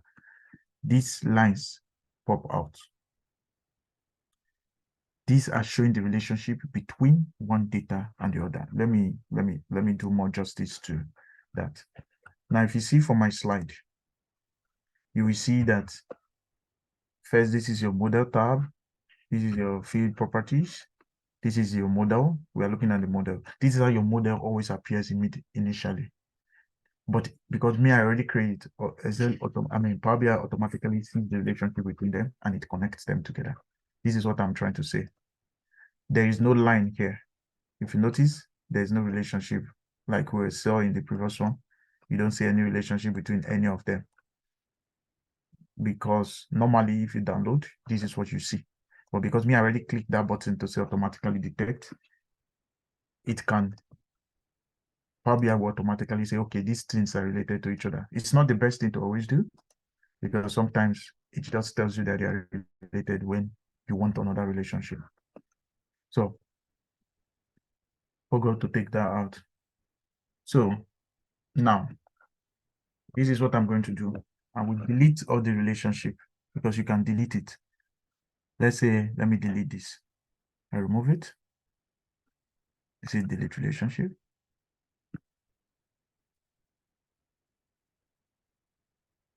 Delete relationship. Okay, let me just remove all of those two for now. Now, how do I know there is a relationship actually? I already know because it's me that know my data, right? I know from my data that there is a sales that is related to stock. There is a sales that is related to sales details.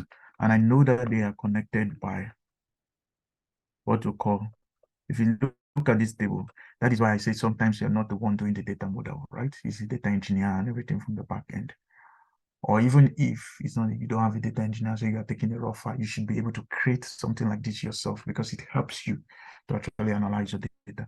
So I can say, okay, I have my sales at the end. I will connect them together. So this is how you connect. You come here, you click on it, you drag it. You see, it's moving. I'll now connect it to this sales ID that is in this table too. I will connect it. Then Excel will now tell you that you have, this is one to many relationship. You always want to keep it at one to many. We cannot dwell on that today, unfortunately. But there's a reason why you have it at one to many. Then I can look at my stock and say, my stock, does it have any relationship? Yeah, I will say, oh, there's a stock ID here. Then I can say my stock code, which is I already know, it's related to my stock ID. Then I drag again. Then it's a one-to-one relationship now. When you are modeling data, this is a little bit advanced talk. Not advanced per se. This is a little bit prerequisite knowledge talk. You don't want your data to be one-to-one. No, it's not good. You always want your data to be, in fact, let me even start telling you about the problem with this model right now. One, in this model, I don't even know which is my facts table. I don't know which is my dimension table. I mentioned something about facts and dimension table. I don't know which is my facts. I don't know which is my dimension table. What is facts table? What is dimension table? Let's see. Do I have something in the slide that can explain that? Yeah, I was talking about designing. I'm not going to do much on this. Now, this is what we have. What is fact table? This is what you want to have. Let's put it this way. You want a table in the middle that is connected by other tables. It now becomes obvious. It's called a star schema. It makes it obvious that you have a center table. Let me annotate it. You can see that every other table is connected to it. How are they connected to one to many? Although this is connected to one, but it's still safe because you still have this as your fact table. Then you have one. How did I know one to one? See this point, it says one and it says one. When you see one to star, it means one to many. So this is the dimension table. These are all dimension tables.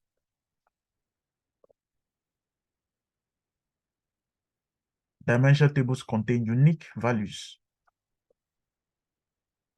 Fact tables contains different rows of values. So most time your sales data are in your fact table. So this is dimension.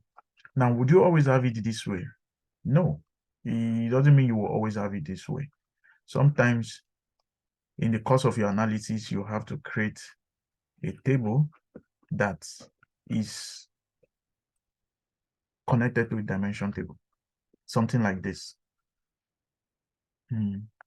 Something like this. Yes, something like this now. So this is, sometimes in life, you cannot escape this.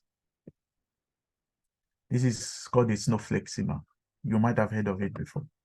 This is a dimension. This is normally should be a dimension table. Then this is another dimension table. This is probably its fact table. Does that make sense? But they are all connected to this fact table. I'm just using this as an example. Now, this is called a snowflake schema, because if you can see, the difference is that you don't have dimension table pumping out. You are seeing a dimension table connected to another dimension table. So this one, typically, you can call it the bridge table. Because sometimes a bridge table is created if there is a many-to-many relationship.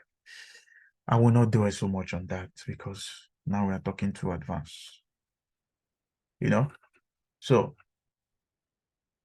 but these are the concepts of modeling data. These are concepts you need to know.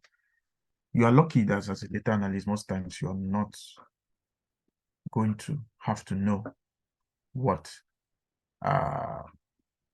why you need to do a model. But you just need to know how to construct a model. You need to know what your fact table is and what your dimension table is. You always have to know. So now, let's go back to our Power BI. Now that we have this, we have all of this. But deep down, as an analyst, I know that this model is not so good. The problem of having a model like this is that you will write.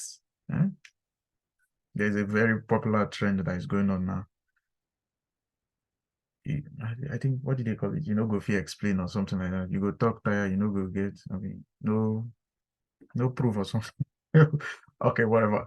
You will write a lot of measures. You will create a lot of cross-filter just to be able to achieve some things. It's too stressful.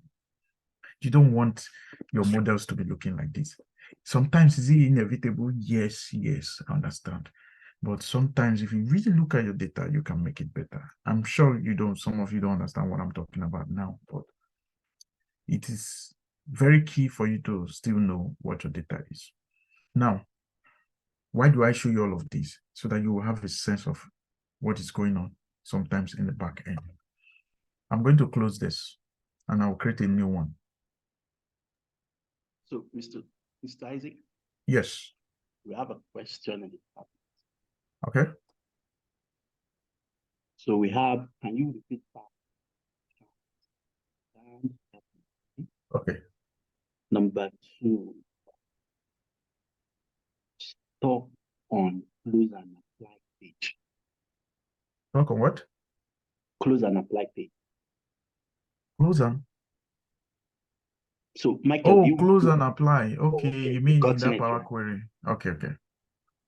Yeah, so we have those 2 comments. Okay. Let me talk a little bit. I'll give you a little bit about facts and dimension. This diagram explains it. I'll use the very simplest term of it. A fact table is a table that has every row of your data. Why do I say so?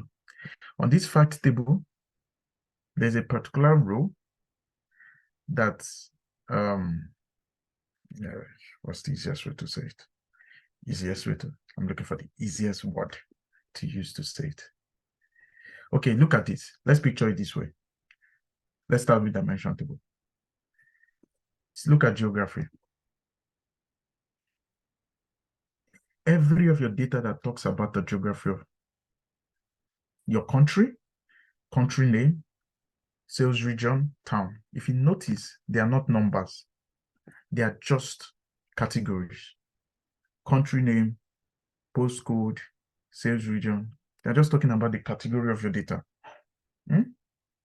They're just telling you more about your data. So if you want to know more about data, you use this dimensional table. And they are quite unique. Does that make sense? They're really unique. They are unique to whatever you want to do. So they have very unique value. They don't have repeated values. When I say repeated value, let me show you an example. If we go back to this,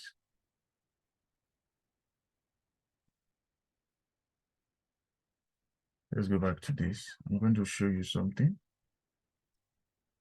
Okay, let's see here.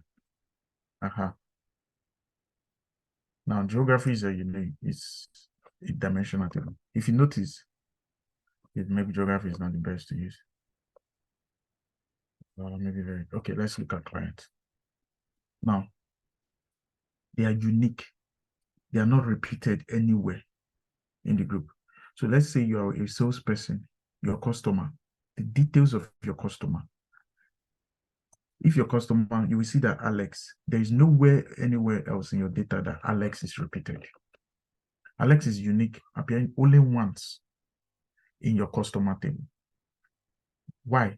Maybe you want to know where Alex lives, where he is, and everything. The information of Alex will just appear once in a row like this. So its dimension, they are very unique because it's talking about a particular customer, or in this case, a client. You just have one row talking about that client. Unique values, unrepeated. But if you go to your sales info, you'll see something. Okay, because they've already created a little bit about this. So for your sales info, you will now have more. Let's say Alex bought a product yesterday.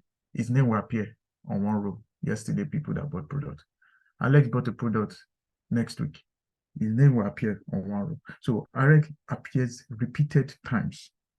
So fact tables has repeated data, while dimension table has unique data to a data set.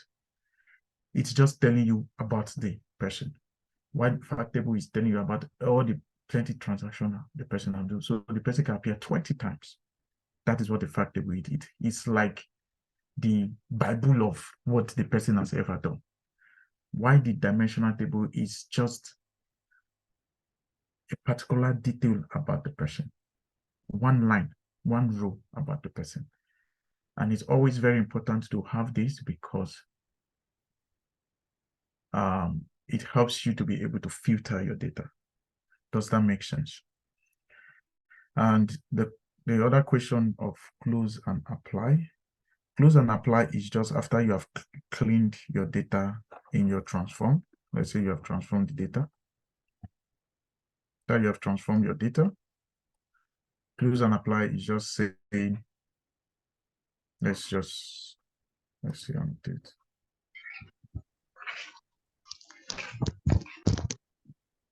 Close and apply is just saying, I have done everything I want to do.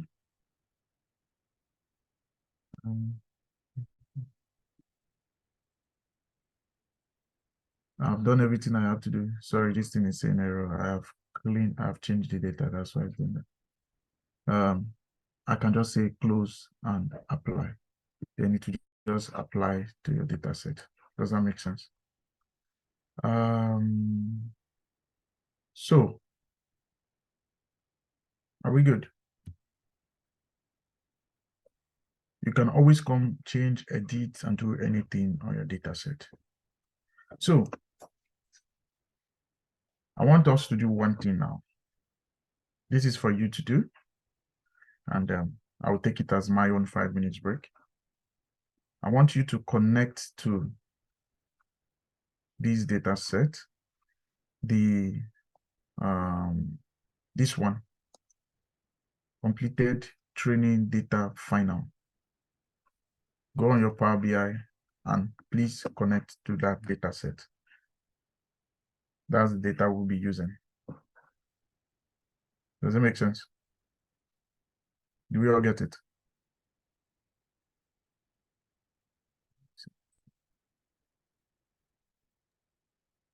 Yes, I think it's clear. I can see people's chats. Yes, yes. Okay. Good.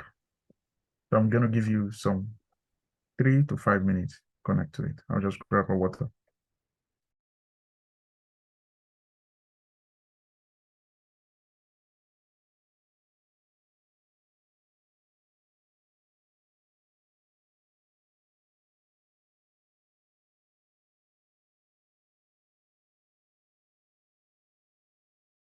So Ade, you can join the help desk breakout room session. If your mentor is withdrawing.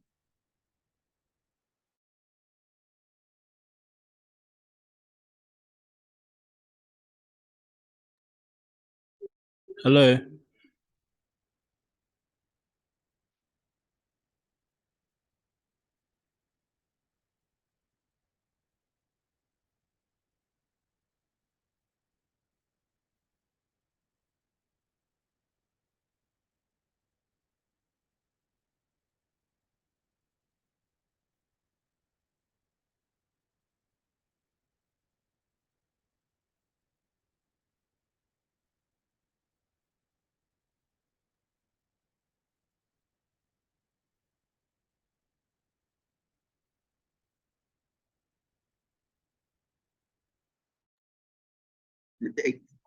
Yeah, hello Abraham, I can see you.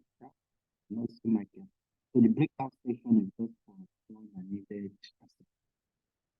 Confirm if you also need one. Yeah.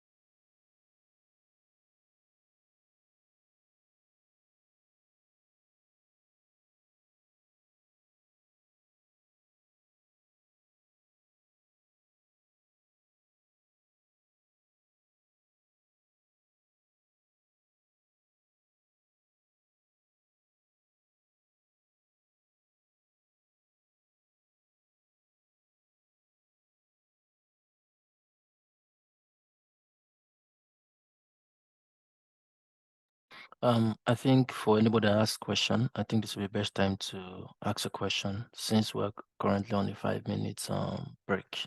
So just throw a question to the group, and we have 1 or 2 mentors that will be able to attend to your questions. Thank you.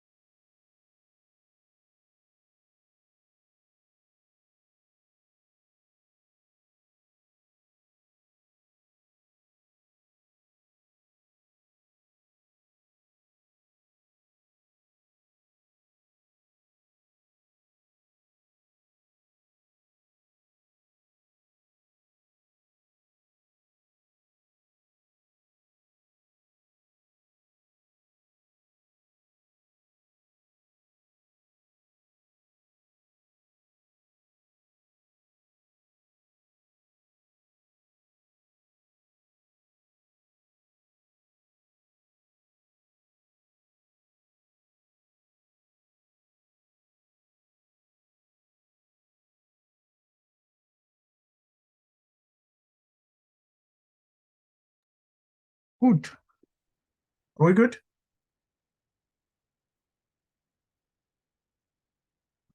everyone okay?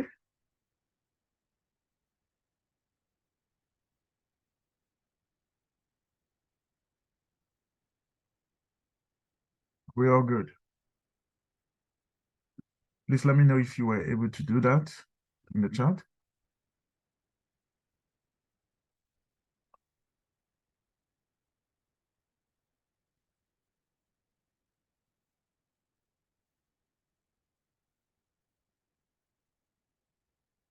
I think the problem is I feel like I see a lot of you guys are having issues with so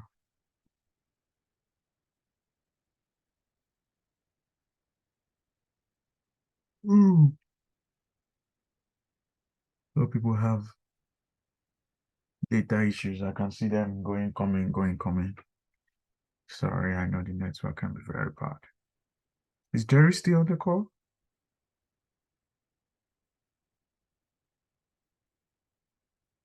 Can everyone hear me though? Yes, please. Yeah.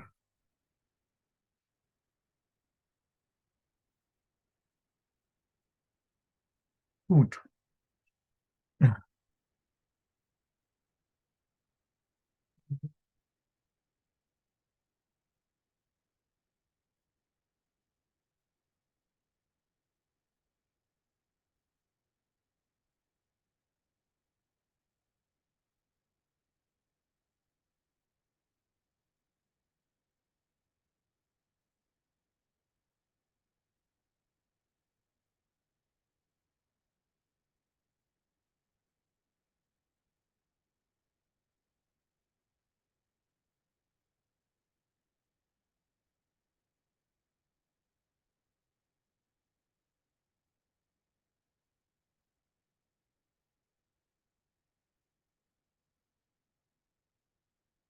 We continue.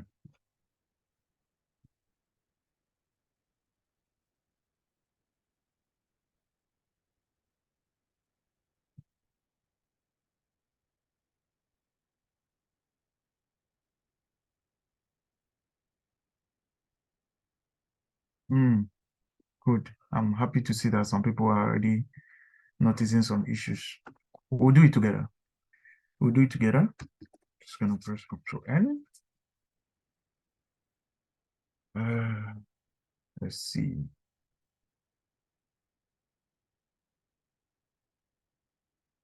I would really love to end the class in an hour and a half at most. So.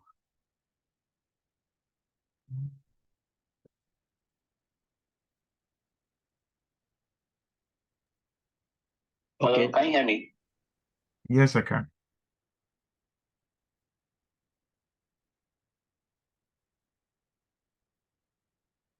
Are this someone saw you? No. I guess just a distraction. And go ahead. Okay.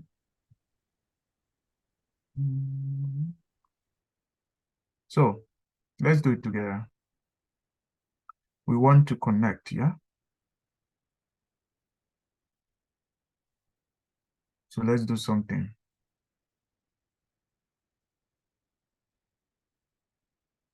I hate this button that comes out in Zoom. I'm so used to Teams.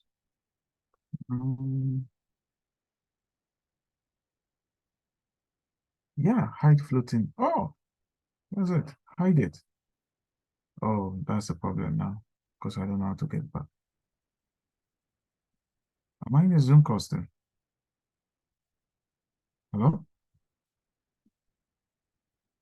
We can hear Yes, you. Isaac, you're on the call. We can hear everything and we Yeah. can see everything. Oh, okay.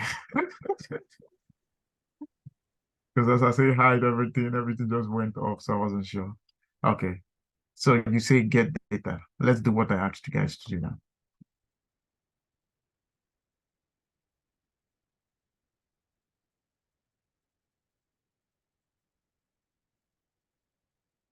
So let's do it. It says hide. It says get data. We're trying to get the data again. Excel workbook, connect. So this is what we want to do. Completed training data final. This is the one I said you should connect to. You say open.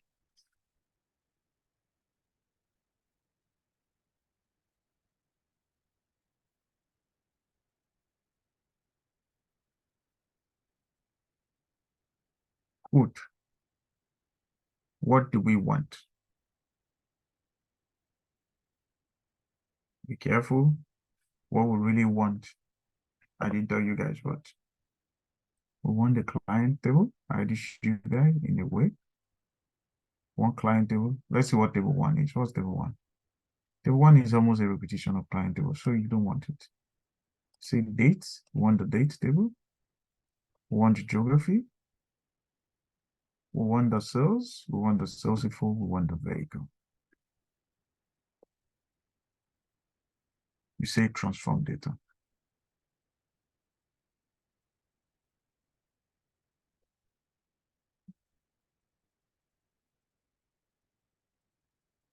And this pops out, yeah?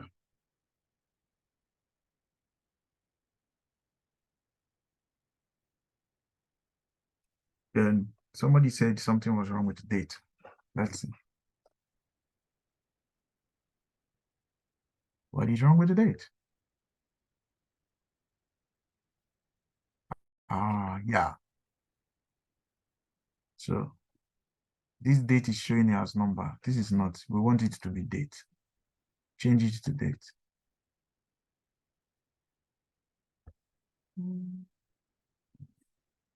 And yeah.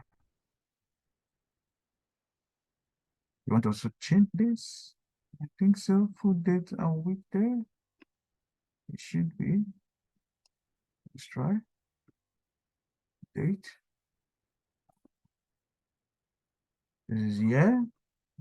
So these are the things you want to do, because sometimes when you get your data, it Isaac. is not in the right form. Yeah. Hello, please. How are you changing these things to dates? Somebody said Isaac. You select this button just on the side on the left. It shows you date. Then it's there.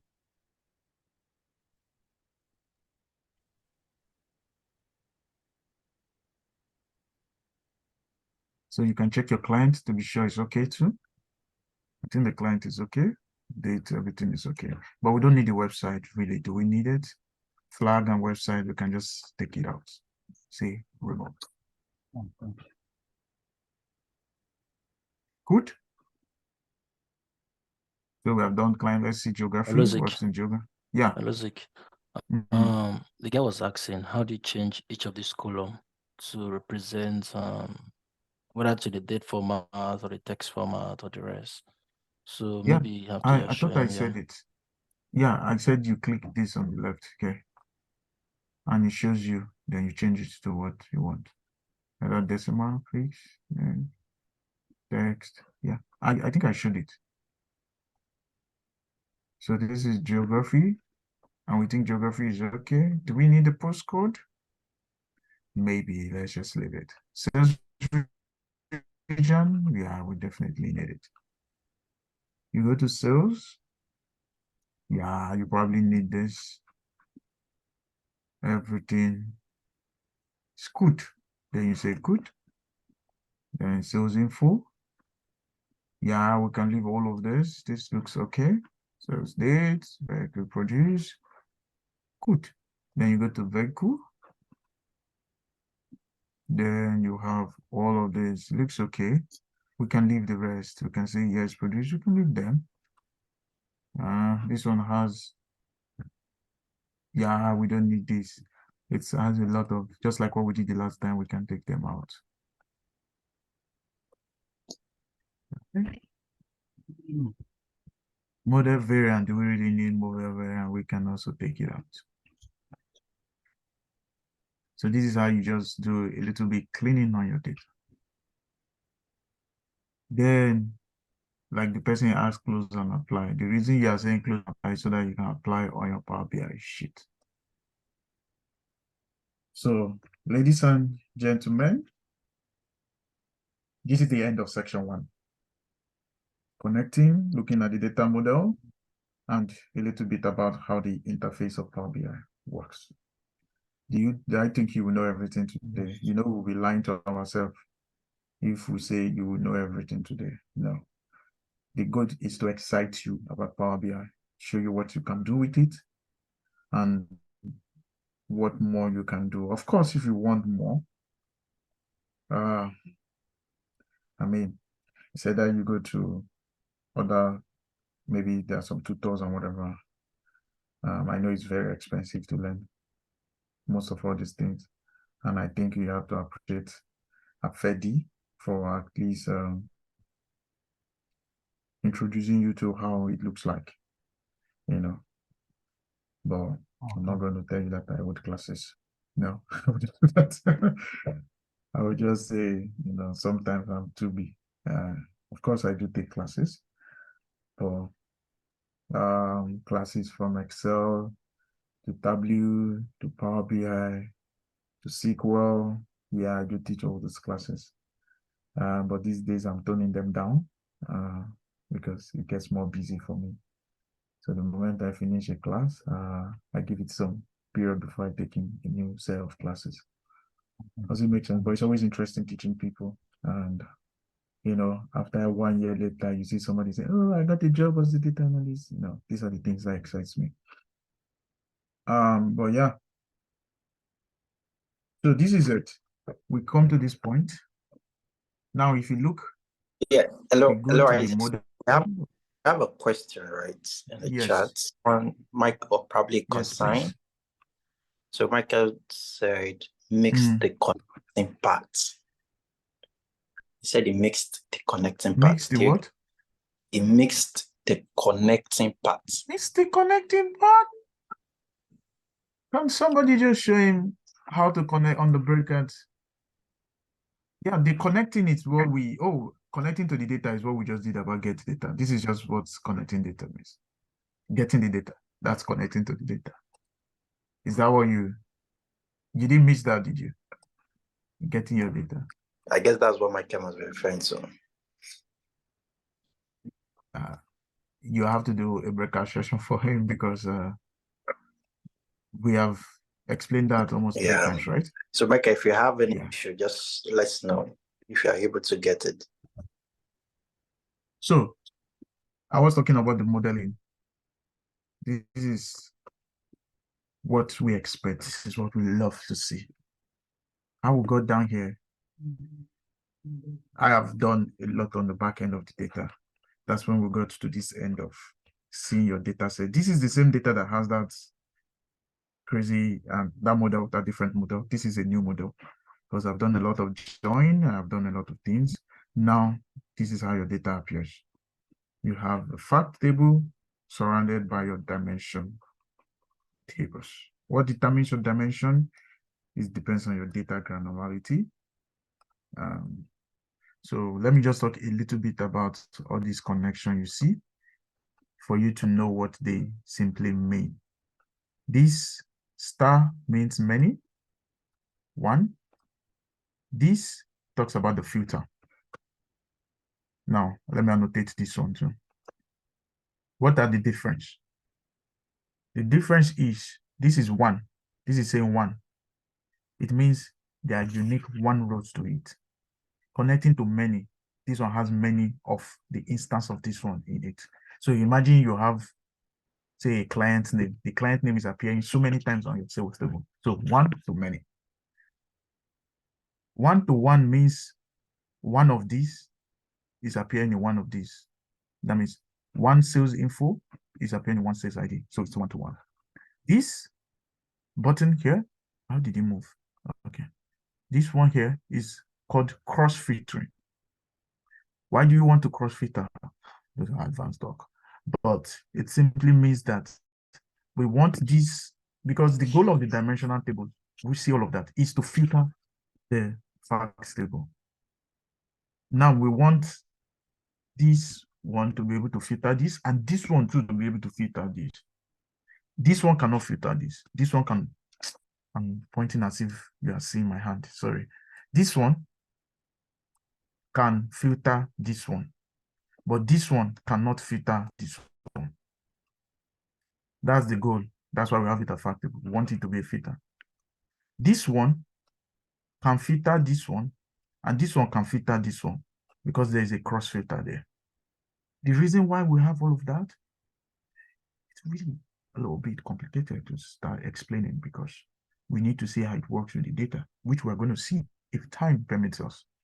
This one can filter this. You can see that it's one to many. This button here is just in the filter direction. These things. This one filters this. If you see that it's not going back, it means this one cannot filter this. This filter this. Does that make sense? I've drawn a lot of rubbish, clear all drawings. So that is the way it works. This is how you want your model to be. Why do you want your model to be like this? You would see. Let's go. Now that we have done it, let's do very quick visualization to excite you guys. Let me go to my slide.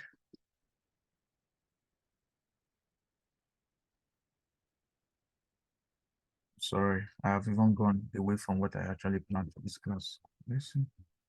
Come on, open.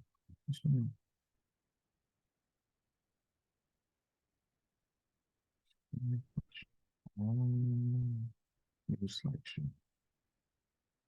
Let's see. Section 2. Ooh, I might not dwell on this, guys. Let me just do something. Okay. Take a deep breath. Take a deep breath. I know we didn't take much break. We have less than 1 hour. So just take a deep breath. I'm just going to show you 1, 2 things we can do. Just show you 1 or 2 calculations, then I will jump some of these things here. Then we'll deal with some example, just see how it appears. Let me see, there's something I want to show you before then. Look at all the things I'm meant to teach, because I thought you guys were a bit advanced.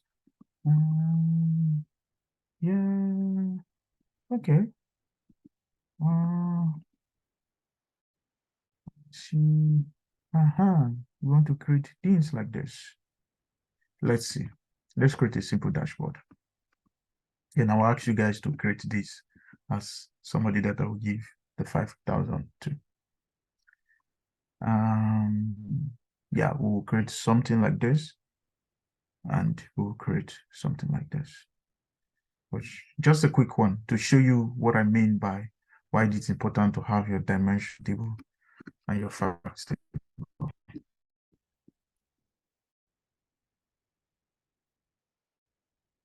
No, not you, not you, not you, not you, not you, not you.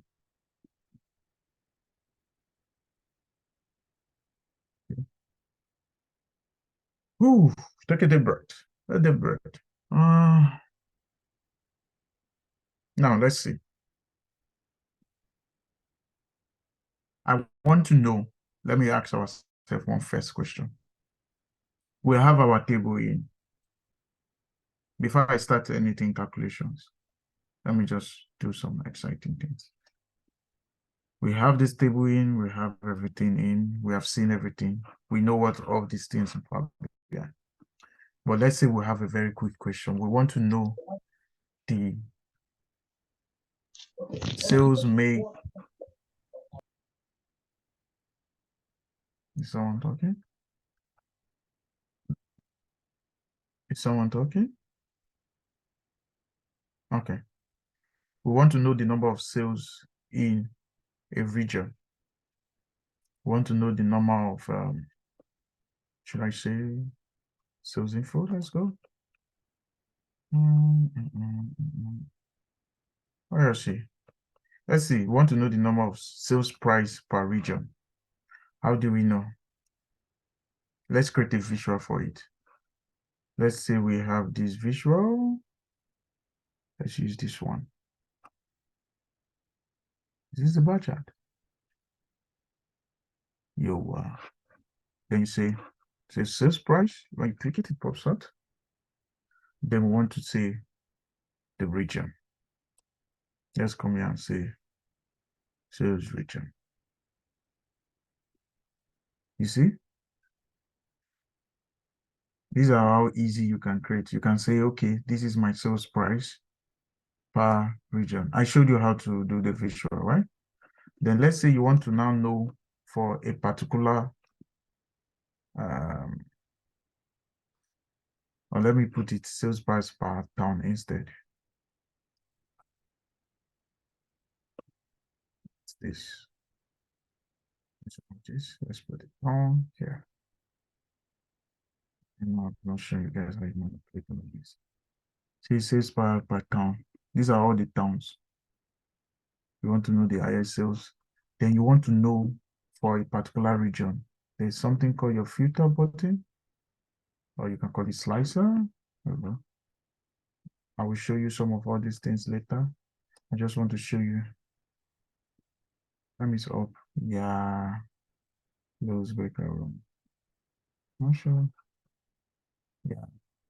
So now, this is the power of dimension table. When we say filter, it's saying whatever we select here should filter whatever we have here. That is the goal of the dimension table. If you say EMEA, they tell you everything that in North America, every place in North America. So you want your models to be very good, because if your models is not good, if your dimension of this thing is not clear, let's say like what we had the snowflake, you might have to write another measure to connect this to this before you can even do simple things like this, you know. So this is one of the reasons why you really want your factor and dimensional table to be good. But let's not dwell on that. Let's do very simple calculations right now. Very quick, very quick, very quick. Our time is fast spent. I'm just realizing how much time I've spent.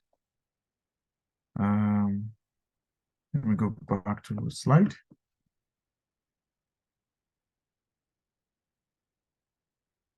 Now, quickly, just like in Excel, you do calculations in Power BI. And it is called DAX. DAX means data analytics expressions. So the data analysis expressions rather. You just a calculation is the way should I say is the metrics for calculating in Power BI. So there are two ways you do calculations in Power BI. You do by columns calculation, and you do by something we call measures. Let's talk about it more. What are columns?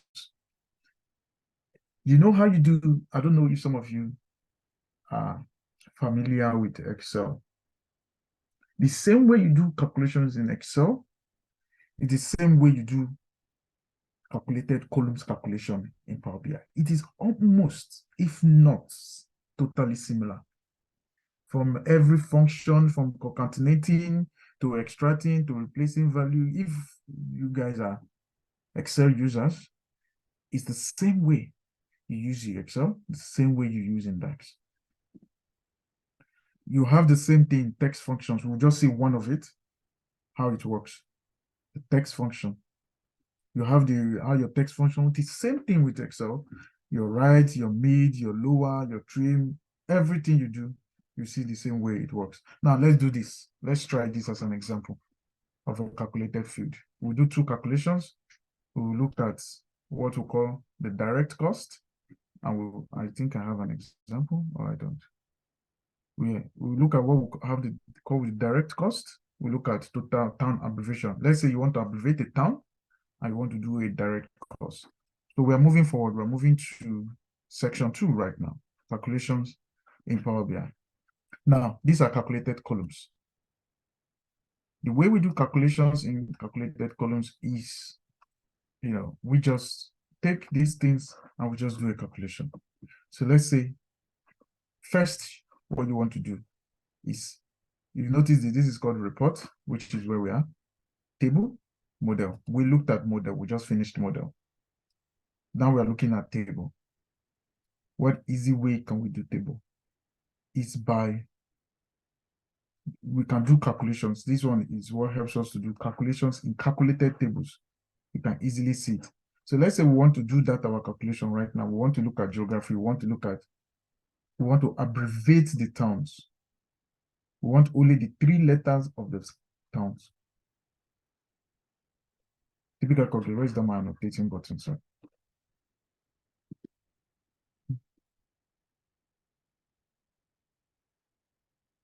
Yeah, annotate.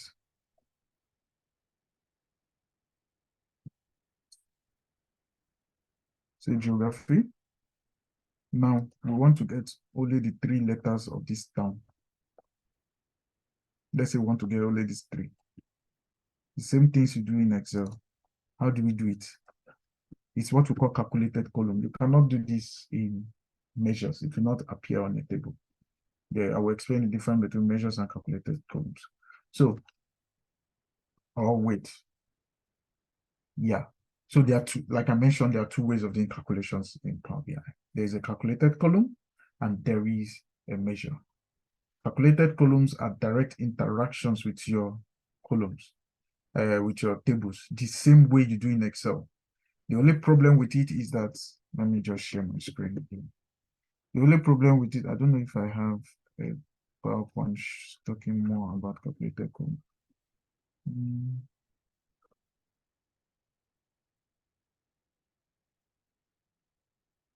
The problem with calculated columns is that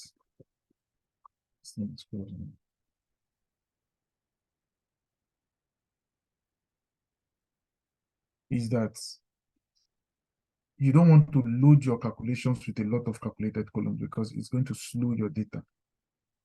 So most times, if you can make do without it, you make do without it. But it's a very good way to do there are some calculations you cannot escape. You have to do it on calculated columns. Let's say you want to make this thing now. You cannot do that on measures. Measures are more into calculating numbers and, with text, they are not the best. So you want to use, when you're doing most text functions, you want to use calculated columns. So how do you do it? Let's say I want to create just these 3 from this down. I want to just create the first 3 out. The same way it works in Excel. You do what? You say new column. You come here, you select new column. The moment you select new column,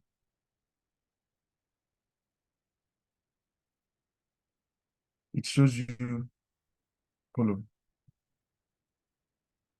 Now, something pops up on this top here. This is where you do all your calculation on Excel. You can, Power BI, you can always expand it. Let me remove this annotation. It shows you column. You can always expand, retract it, Hello, sorry, Mr. Isaac. Yeah. We can't see the your slide. What you're showing, you can't see it. It's not moving. Oh, all this while you couldn't see it. Yes. Can you see it now?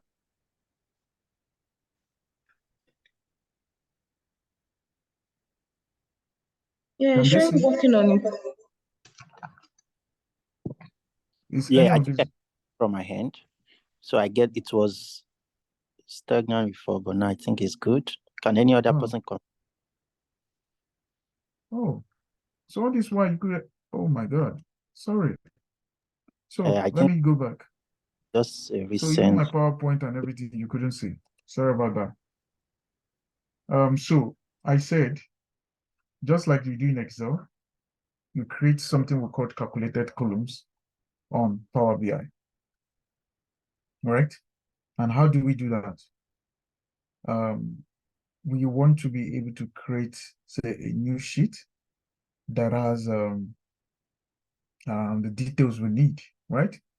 We need to, let's say for this case, let me show you. I was saying something that we need to get, say, the first 3 letters out of this. I just want to show you what calculation does. So we want to get the first 3 letters out of this, right? So what you do is you open this tab first. There's report, like I mentioned to you, model. We have seen what model is. Table, we have seen what it is, and report. So we'll come here to this table. It shows you the table. Then you select the one you want. For this one, we want to do this on geography table. We want the first 3 letters. You say new column.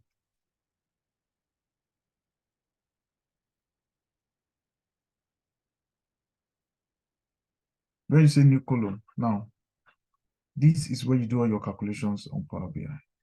You can expand it down, expand it up, expand it down, no matter what. So you can come and say, let's call this abbreviated term. This is the way it works. This is the way calculation works in Power BI. Abbreviated, you first put it in the name. You can give it a name. Abbreviated term. You must put equals to. You can press Shift Enter so that it gives you a new line. Then we want just the first three. So you can say left. I hope we know how typical Excel works. Which text do you want to the left of? We want town. So if you just start writing it, it already pops out for you. It gives you the table name, which is geography. It gives you the column name, town. What number of characters we want? We want the first three characters. So you put 3. Say, then all you just do is press enter. We have already gotten, this is our first calculation of Power BI. Does that make sense? This is how to do calculations in Power BI. Very simple calculations. Now let's do another one. Let's do a second calculation.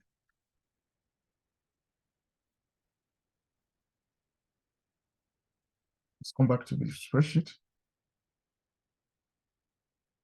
Let's say we want to find our cost, all our cost information. Direct costs plus cost price plus spare parts plus labor cost.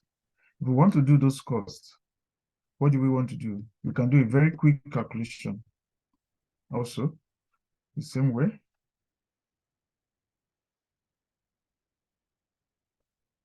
You can come here. There are 2 ways you can do that. You can either use it as a calculated column or you can do it as a measure. There's really no difference. But calculated column takes space. Now let's see, where do we have our cost information? Yeah, we have our cost information in this table. What did we say our cost information once again? So we want to calculate direct cost plus spare parts plus labor cost. Cost price plus spare parts plus labor cost. So when you do this, you go to the sales. This is our sales table. You click it. It shows you what is it. So you see your spare parts, labor cost plus cost price. So we want to create a new calculation. You say new column.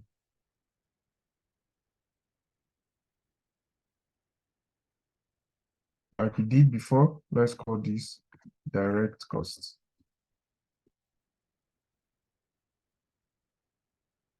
So we want to add our cost price plus labor cost plus spare parts. So if you just start typing it, cost price, it comes out.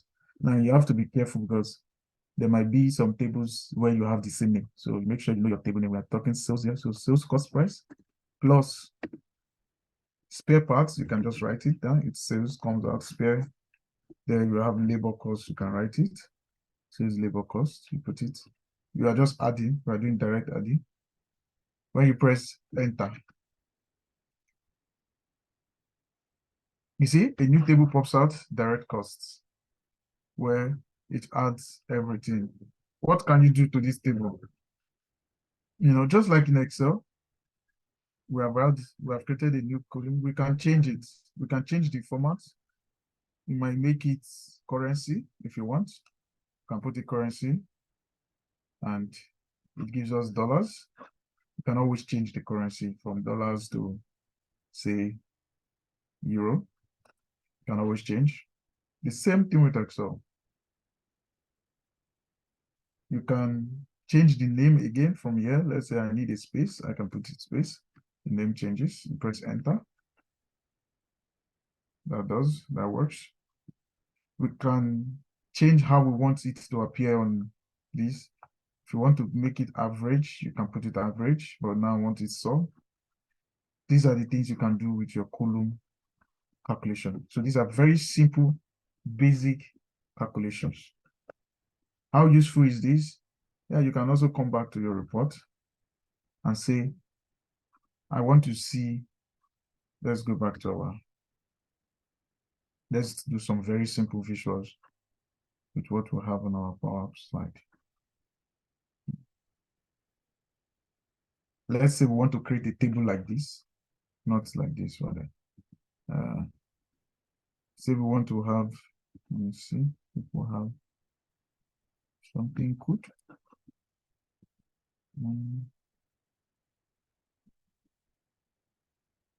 Let's say you want to see the cost information for any of your clients. You can come here. We want to create a new visual now. You can say visual. Let's select table. We want to see a table. Say visual, and drag. Say client name. I'm using what we just created, the new calculation. You see, one thing you notice about calculation, you will always see something different. When you see this, it's saying you that it's a table, it's a column calculation. So if we click it now, so we select it, you see what you have gotten is every information, all the cost information from your client, just like how it used to do in Excel. We can create it as a visual and see every cost information from your client. If we want to click the abbreviated term we created to let it appear, you click it. Then you see, say, I want to know where my client is, the town they come from. Now in the visual, you can always move things. If you notice, when I click it, it appears in this part of the visual. You can move it and say, I want it to appear at first. Say client name and this place there, it will come before it. What can you do to a visual? You can actually edit a visual and make it good. Say we have all of this now. I can go here and change the design of my of my table. Say put a bold header. Say it comes out. If I say I want it contrasting row. So you can see these are things you can do to visual. You can always change visuals, how they appear. So if I have a client name, abbreviation term, this, what can I do again? The values, I can increase the values. I can say make it bold. It pops out. I can change my background color. You can say I want it green. It pops out. So these are the things you can do. You just edit it. If you don't want the total to be showing, you can come off it, totals, and that goes out. If you want to do every individual element, let's say abbreviation term, we want abbreviation term to have a background color. We want the color to move from here to here. These are things you can do with your visual. These are things you play with in your own spare time. So you do that, you see the abbreviation term will have blue color. So there are so many things you can do with your visual. So what am I trying to show you? We can also know the sum of the values. Let's say you want it to appear as, we have always seen some, dashboard where things just, the full value will happen. If you want to say, I want to know the sum of all my costs, I can choose a card. It's called a card. Sorry, not here. Select out of it, choose card. When you put it, I want to know the cost, all my cost. The moment I select it, I show this at the beginning, it pops out. You cannot see all the sums of your direct cost. Does that make sense? These are the way you do visuals and everything on Power BI. Now I have the sum of my direct cost. I can say, okay, I want another visual here showing, I want to know which region has the highest cost, the top 10 region with the highest cost. I can come here and do a visual like this. Say, I want a visual with the top 10. I will select another visual, let's say bar chart, and put it, say here. I can come here, put it, and say, where's my region? This. And I want the direct cost. It appears. Now, I want to see the values. I will come here in my visuals to edit. Say on the you go to data labels, you say on. When you on it, it comes out. I can also still edit my title. If I come here, say general title, I don't like the title. Maybe I want to change it to regions with highest direct costs. You see, it pops out. If I don't want my y-axis to show, maybe the title to show, I can come here, off it. If I don't want the x-axis to show, I can come here and off it. Then I can do too many things. So what is my goal? I'm just trying to show you the simple things you can answer just by one very simple calculations. Let's say your company wants to know where you will pay the most. By just calculating all your costs, you can show it visually. Now your company can say, okay, from what we see, EMEA has the highest direct cost. Now, if you want to see specific region, let's say you don't want all this information, you just want a specific information. Okay, let's say, okay, let's change this. Let's remove the region. Let's put, I'm indirectly showing you people how to work with visuals. I'm probably teaching you section 3 already. Let's put country name. Let's select country name. So you can either do select, as it will automatically take you to the axis, or you drag. You can drag it and come and drop here. Power BI rather will show you. So you see, I have United Kingdom, France, all these regions with the highest. So if I want to say, I want to see my top 3 countries with the most sales, either you do it as a calculation or you can come here. Let me just show you what this does. Something called filter. You know, you select it. I can come and say this. Say advanced top N. You see, movies, top N. Say I want my top 3. When you click it, you say enter. Then you say, when you click that, by which value? You want it by direct costs, because that's what we are looking at. So you put it by direct costs. Top 3 by sum of direct costs, you say apply filter. You see United Kingdom, France, and United States are your top 3. What is my goal of showing you this thing? I'm just showing you how you can work with visuals, how you can manipulate visuals, how you can also design your visual. Do I expect you to know everything right now? I will be lying to you. But this is just, they say they can't see it still. Please tell me you can see it. Tell me you can see everything I've been showing.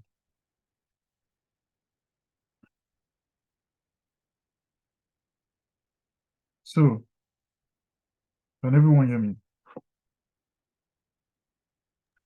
Yes, sir. We'll be following, sir. We can see it. Zeke. Okay. We can see it, sir. So, yes, thank you. So these are very easy ways you can create visuals. These are very easy ways you can manipulate visuals. These are very easy things you can do. So if you have worked on your data on the back end, you can start answering quick questions, quick things. Oh, we want to see this. We want to see our top clients. We want to do this. We want to know this. Easy. Now I can know all my direct costs. If we say we want to calculate profit, let me go back to the slide. Let's do it one more calculations. Then I can take we can take a short break because I really want to end by 2. I'm so sorry, guys. I won't deal with anything logic function. So let's say I've done calculated field. Let's say we want to know the number of sales each of our clients made. We want to know the number of sales each of our clients made. Let's say we have clients, right? You know your clients. You want to know the number of sales each of your clients made. One very way you can do another calculation, I don't know, that is me probably venturing into. So you can come here and say, Easy way. Let me see. Let me just show you this slide so that you can have a few pictures of it. So let's come here. You want to see, oh, I have to teach you relatable table to do that. I won't do that. Let's just go. Let's go away from that. Let's see. We want to know. Let's move away from these two. I really want to make sure I don't have to teach something complex. Let's see. What can we do? Okay, we can do this. Let's move from calculated column. Let's move from logical. Let's go to measures. The second part of calculations. So measures are different from calculated columns. Now, how are they different? You don't link measures. The reason why I decided to move to measures because I wanted to show us something. You don't link measures with table. They are independent of tables. They are not linked to any table. They can be placed in the table. They can act as any feed. You don't have to write any joint statement. They work over columns. They are just, I would say, the best things. So there are two ways of, like I mentioned, two ways of doing calculations. Either you do calculated columns or you do measures. Now, I just showed you how calculated columns work. How measures work. This is how they work. Now, let's see. This is why I came to measure. Good. Let's deal with a simple example. We want to know, suppose that you want to be able to display the number of cars ever sold by this company, which is Pressure Car. But you want this figure to adjust when it's filtered. Yeah, we didn't talk much. So how do we do it? Let's say you want to know the number of cars that have been sold, number of vehicle variants that have been sold. You want to know the number of them. And you want to know the sum of all your sales. How do you do it? Now, what I've done is done calculated table for you guys. Now, let's create a new page.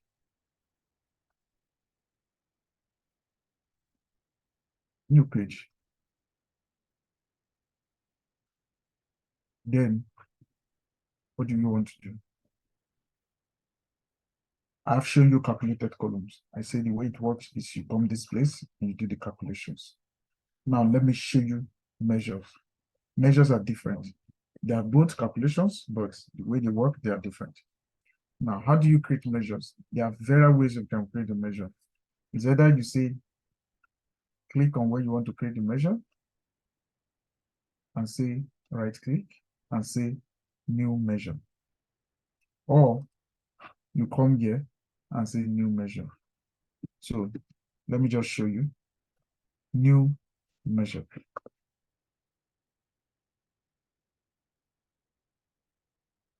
See, it pops out as the same way it pops out of that.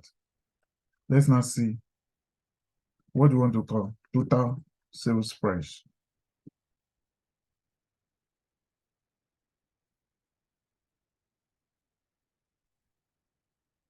How do we find total price? I know I've not struck. Sum of sales price. I hope we understand some of all these things because I just think if we have basic Excel knowledge though, then some of these things make sense to us.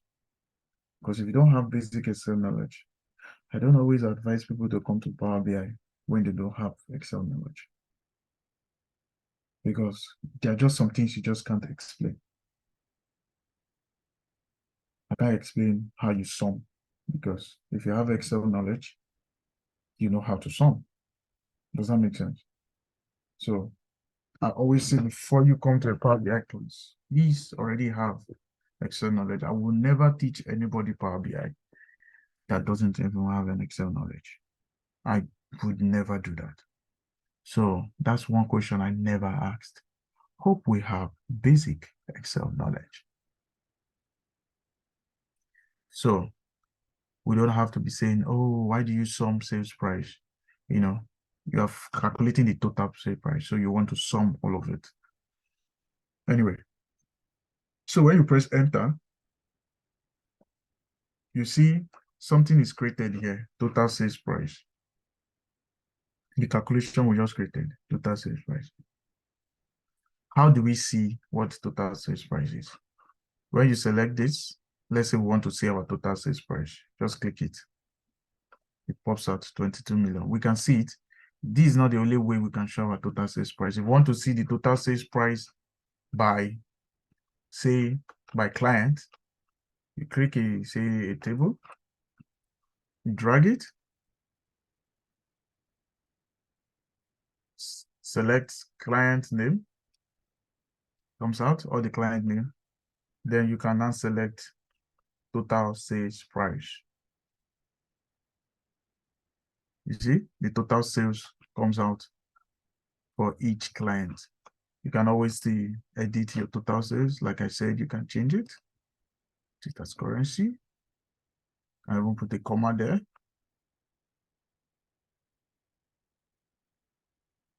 You can, yeah. So with this, you can already know your client with the total sales of each client.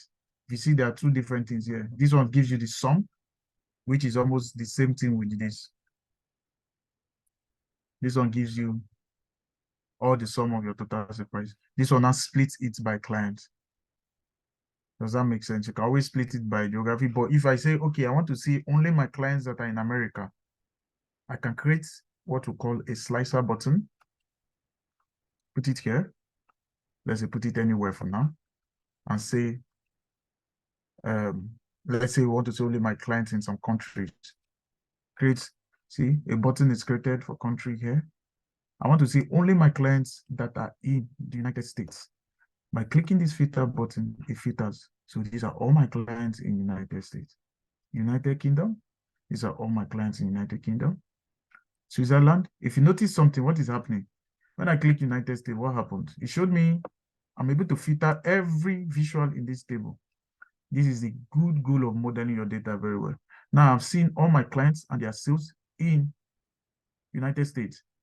If you notice, this button is also changing. It's showing you all the sum of sales in United States.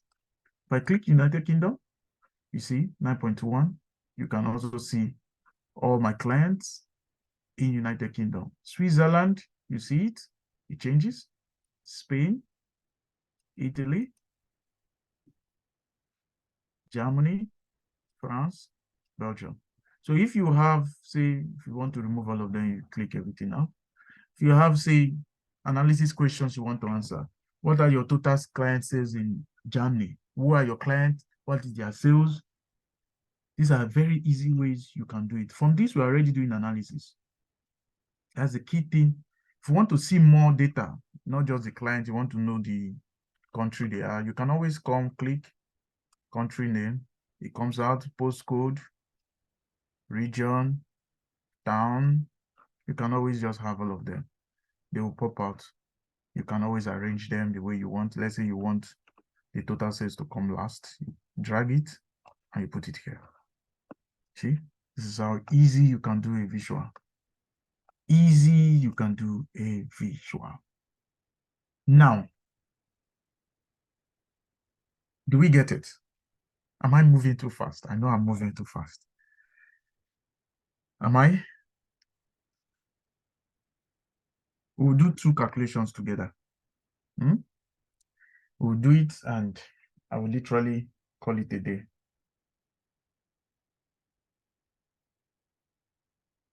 Are we ready? They say I'm talking fast. Am I speaking too fast?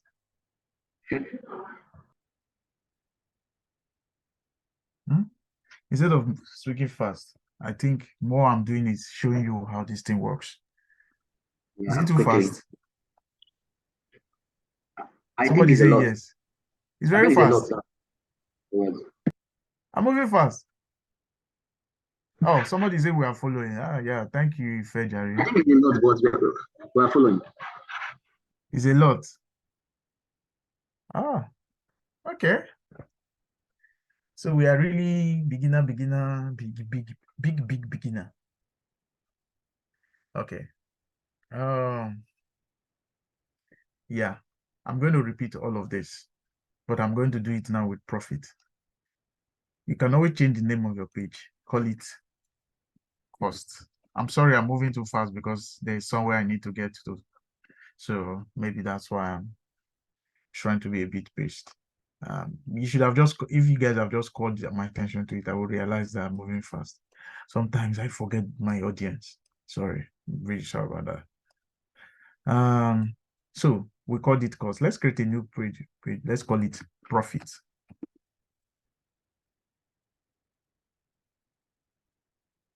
You see? So you can create cost, you can create profit. So we will do the same thing we have done, but this time we'll do a different calculation, right? Let's imagine that this is your cost page. You want to see your cost for people in Belgium, people in France, people in this. Let's now see something. Let's call profit. In your normal mathematics, what is profit? Profit is what? Cost. Abi, am I forgetting? Please, can someone remind me? Sales price minus cost, right? Now let's imagine we want to do profit calculations, right? So we have cost. Now let's do this cost. You know, the first time we did this cost, we did this as a table calculation. And ideally, we don't like it as a day. Let's do it back as a measure. Because it's easier to do a measure minus a measure. If not, you'll have to sum all of this to do any calculation with a measure. But we can still do that though. Let's do a new calculation from what we did as our table calculations. Let me talk slowly. Let's do a calculation from what we did as our table calculation. We come here, new measure. We want to subtract, we want to get our profit now, right? New measures. Call it profits. Or let's call it gross profit.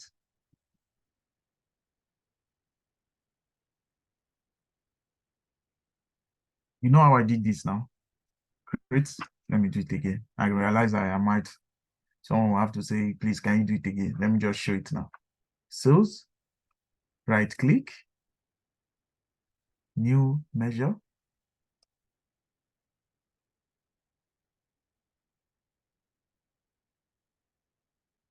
Call it, change the name, gross profit, which equals to shift and enter, press press hold shift and enter so that it takes you to a new page. It's always good to do it that way. It doesn't mean you cannot write on the same, like you can still write it here. It doesn't make no difference, but I mean, just so that it's, you know, looking clean, I press shift and enter. Then you can create a tab. So what is profit? We want to say our cost, price minus, right? That's profit, right? Price minus total sales price minus direct cost. Now, I've already created a total sales price. I can write total sales. It comes out. You see it? Minus. Now, the problem, because my direct cost, this direct cost here, I created it as a table. If I say minus direct cost, you see a problem. It will not show anything. So you say no. Measures don't work that way. Measures are for aggregating data. When we say aggregating, it's for sum, it's for average, you know, this is your aggregated, you know, sum, average, this, that. So you have to say sum of direct cost, because that direct cost, we created it as a table. Then you close it. Let me do that again. Because our direct cost is, we created this as a column, we need to find the sum of it. Then you press sum, probably already post it. You open it, then you write direct. The moment you write your direct code, it pops out. Then you select it. If you don't put a sum, it will not do. If you say you just want to do it direct, say you want to do direct cost, nothing will come out because measures do not recognize unaggregated data. Does that make sense? I don't know if my grammar of unaggregated is making sense. Aggregated means something you sum, your average, you divide or something. You must have applied it. So you must do something. So our total price is a sum. So you want to sum your direct cost. The moment you do that and you close it, you can get your gross profit. You see, it pops out here as gross profit. I hope we are following. We can edit our gross profit also. We can change it to currency.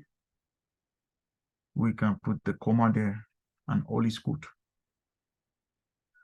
How, if you want to see what our total gross profit is, like I said, these are all there for your visual. If you want to see your total gross profit, you select maybe this one. I like to use this one. Okay, let me do something. Let's select this other one. You see your multi-row card. Let me just drag it here. Let's say I want to show my total sales. It pops out, total sales. I want to show my total, my all direct costs. I can put it. My direct cost pops out. See, it says sum of direct costs. I can change the name. Come here. How you change the name is, let's say you come here, you see the name here, right? I want it to be only direct cost. I can click it here, double click. Comes out, you remove it. It says direct cost. And you put it. You see the name and change to direct cost. If you want to even create space in sales price, it doesn't change how it appears as the measure name, but you can just do this. You see, comes as a total sales price. If I want, what else do I want? Let's say I want all my cost information to show. Cost price, I just click it. It comes out. Say sums of cost price, I can also remove that.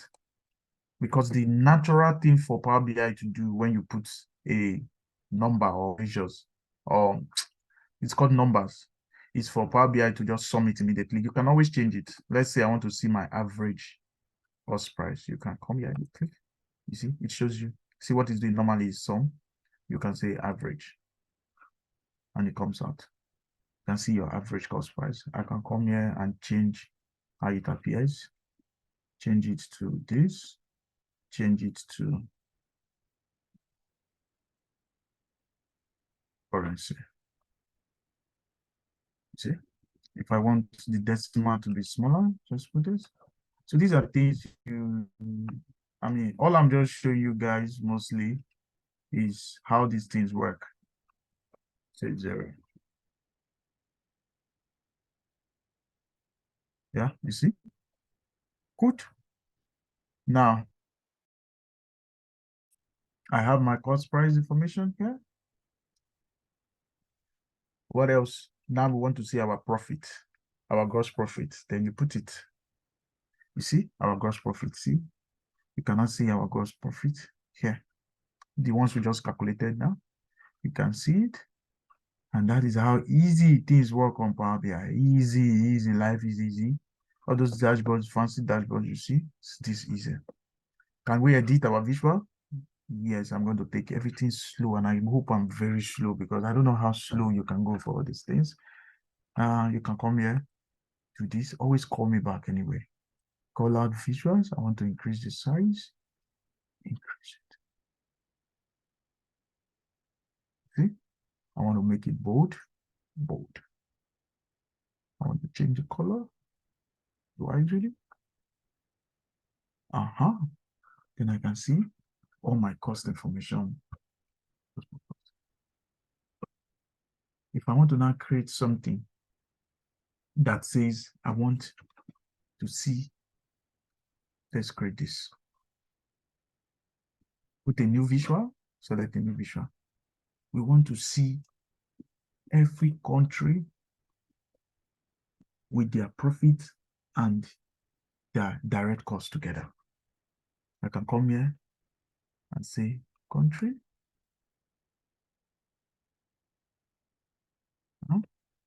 Nothing will appear, of course. Then you come and say, we want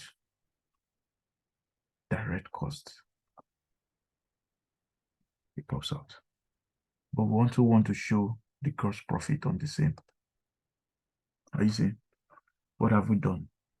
I've created a visual that has a country with each direct cost and the gross profit. Can we edit this? Yes, we can. We'll come here, just as what we have been doing. I don't expect you to be doing all these things immediately. I'm doing.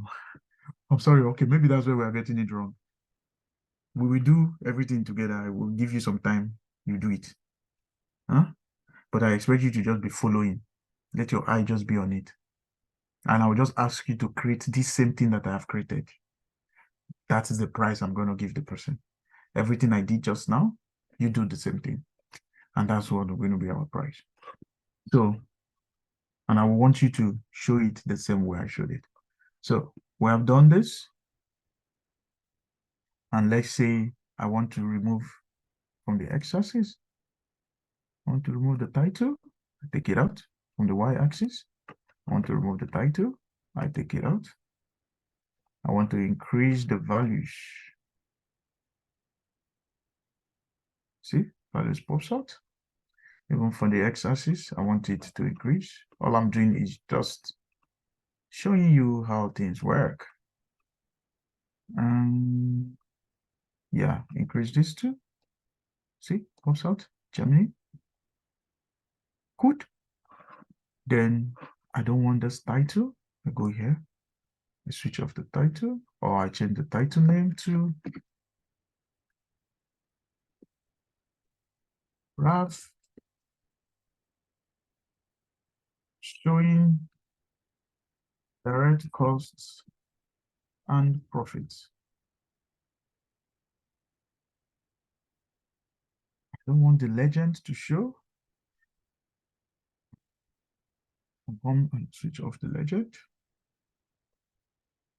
I want my values to be shown in my labels. I put labels. I want to increase the label values from here. I put it, and I say bold. I want to drag it on this side because I want to create a new filter here. A slicer rather. And I want to call this slicer. I want to be able to slice by vehicle make. I want to see the sales I'm making, or instead of make, let me say vehicle type. Yeah, I want to see how much I'm making as profit for each vehicle type. Let's edit these graphs more. Let's make it more beautiful. Let's come here. Let's add. You know, these things are not easy to just always teach. You just have to be looking at what I'm doing. Visual border, add it. Let's increase the corner. Let's make it fine. Let's give it a, yeah. So before you know it, now it has a visual border. I'm trying to take everything slow. I want to add a shadow to it. Add the shadow. I want the shadow to be inside. I add it. Or we can leave it outside. Change it. I hope we are seeing the beauty of Power BI. Then I think it's good and I'm like satisfied. I come here, I select this, my multi-visuals too. I want to add a border to it. I add a border to it. I say, come here, effects, add the border. Then it comes out as a border. Then I have these things popping out. Then I have these things popping out. Then I come here. See, I don't want to select yet. Let me just come. So now, if I want to know my sales by vehicle type, I can still create a new one. Let's say I want to see my sales by that slicer. Just a second. I want to see my sales by let's see, by make. I can put it here so you can add more things. So these are called slicers. Slicers help you to slice, to filter what you want to see in your data. Depends on the question you want to answer. So if I put this, let me add. So what have we done here? We did two things. We calculated gross profit with a measure. We calculated direct cost by using a table calculation. We calculated abbreviated term. What else did we do? We calculated total price. Then we used them in our visual. We created a multi-row. This is called a multi-row card, which is this. Then when we did it, we selected our total price, our direct cost, our cost price, our gross profit. We selected all of it because we wanted to see it. These are key KPIs we track. Then we created a graph to show our direct cost and profits by each region, by each country rather. So what we did is we come here, we selected this graph, clustered column chart. We did that. Then we selected, because we want to see by country, we went to our geography, we click country, it appeared in the x-axis automatically. If it doesn't, you drag it. Like we say, you can always drag. Then we selected, because we wanted to see our direct cost, we selected our direct cost. It appeared in the y-axis. Then we also selected our gross profit because we wanted to show gross profit and direct cost together. That is why we did this after we selected this column chart. Then we did this part. We created what we call a slicer. A slicer is for you to filter your data to a specific information. So we selected the slicer, it created this. We came here, we dragged vehicle type to it. We created a new, then we carried make and put to it. Maybe let's remove make. Let's make it color. I think color is better. We put it to it. Then what we have been doing is that we have been making our visuals beautiful. We have said we can come here, put it here, like this slicer. Now let's work with our slicer. Now, this first part is just showing you this first row of your data and everything. The second part is saying, see, it's saying add data to your visual. The second part is saying format your visual. This is analytic if you need to do further analysis. You select this, you come to your slide, say your visual, you want to do some things. You don't like it as a vertical list, you want it to be a tile, you can tile it up. If you tile it, it comes like this. You can put, because a tile, it maybe gives it another beauty, and you want to increase it, let it look more beautiful. You can do this, increase your tile.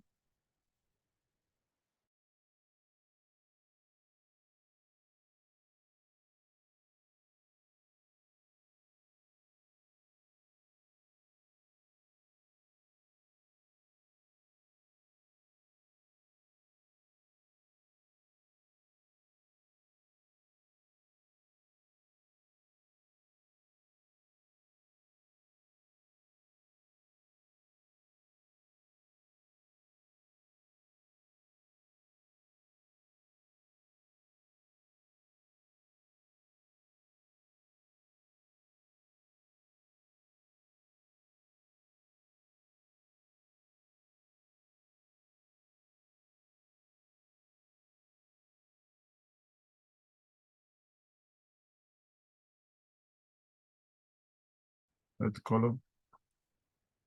Let the values be like this. Want to bolden it, bolden it.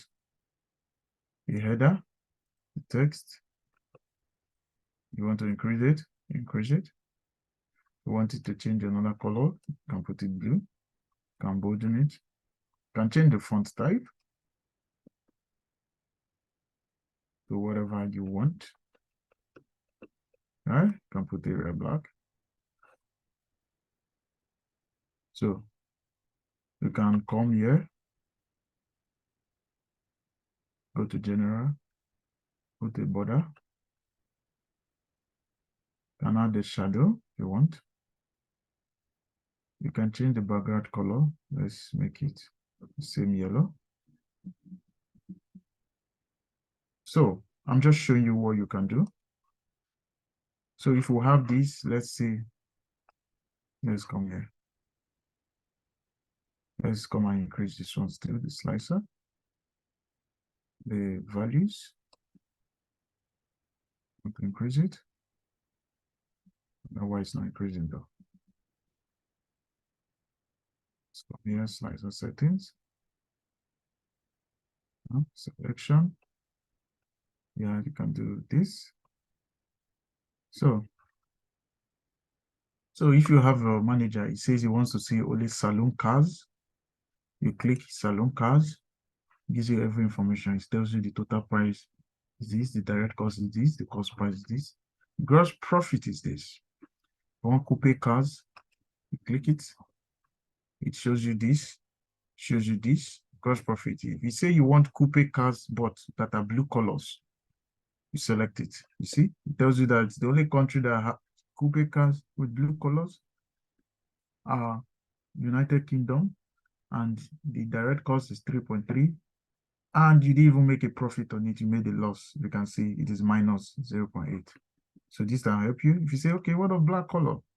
Say, okay, coupe cars, you can find it in 5 different countries, UK, and you made profits on all of them. If you say, okay, what of bright racing cars? It shows you this, it shows you where you made loss, and it shows you where you made profit. We have a question. I know this is so much to take in, but this is typical of a 3 hours class, because the goal of the 3 hours class is to get you going in Power BI, to understand what it does. Normally, most people spend theoretical hours explaining what Power BI is for in 3 class. Now, the goal, normal, if I want to do it, is we focus on different aspects.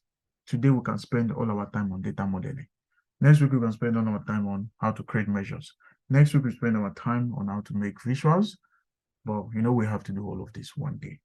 And also we have to do it that you understand the way Power BI works, so that you can also go back there and you feel like, oh, I have very little knowledge, or I have some knowledge of how to do very simple things, how to create visuals in Power BI. I know people that all they do is just do these small visuals, do this, and they are good to go. They are fine to go. You see a lot of people in companies, and this is all they want to know, and this is all they need to know, and they use it to function, put their KPI, do their simple calculation, and it's fine for them. This graph, they just take it, copy. You know, you can always copy visual, paste it on PowerPoint, and they're presenting. Does that make sense? So, ladies and gentlemen, this is not the best dashboard. I don't like the way it looks. You probably too don't like the way it looks. Let's make it white. And it goes around like this. But this is how much you work with the Power BI dashboard.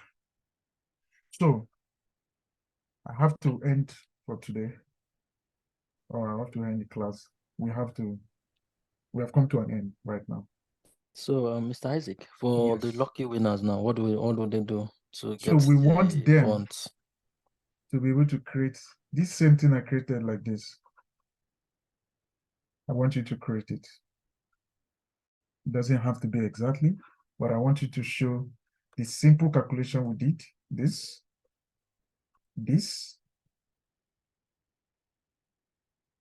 And that's what we used. Create this style. I've already showed you how we did it again. I showed you twice. Create this visual here and put one of all these filters, slicers here. Just do this and you're the price winner. And do that in the next 50 minutes. Then you go home with the price. Is that okay? Mr. Oleke, you have the floor. Yes, I think that's great. Thank you very much, Mr. Isaac, for your time. Yes. It's really incredible. I used to say that one of the aspects that drew my attention to data analytics, right, is one of all these kind of overview course where you tend to even have an oversight on what exactly is possible. And I think that's what this training has done. Thank you very much for your time. We know it's a precious one, and it's not like we are actually committing any price tag on it. We really appreciate you for the incredible work done. Can we, the audience, let's also probably use the clap icon or the comment chat to also thank facilitator. So thank you very much, Mr. Isaac. We really appreciate your time. So to everyone on the call, right, I'll just encourage you, if this is not the end, it's just the beginning, right? But one thing this has done is has opened us up to know what is possible. You know now that for you to start your Power BI analysis or Power BI dashboard, the first thing you need to do is to bring in your data from Get Data. And you also know that you need to establish relationships for you to be able to have a connecting data.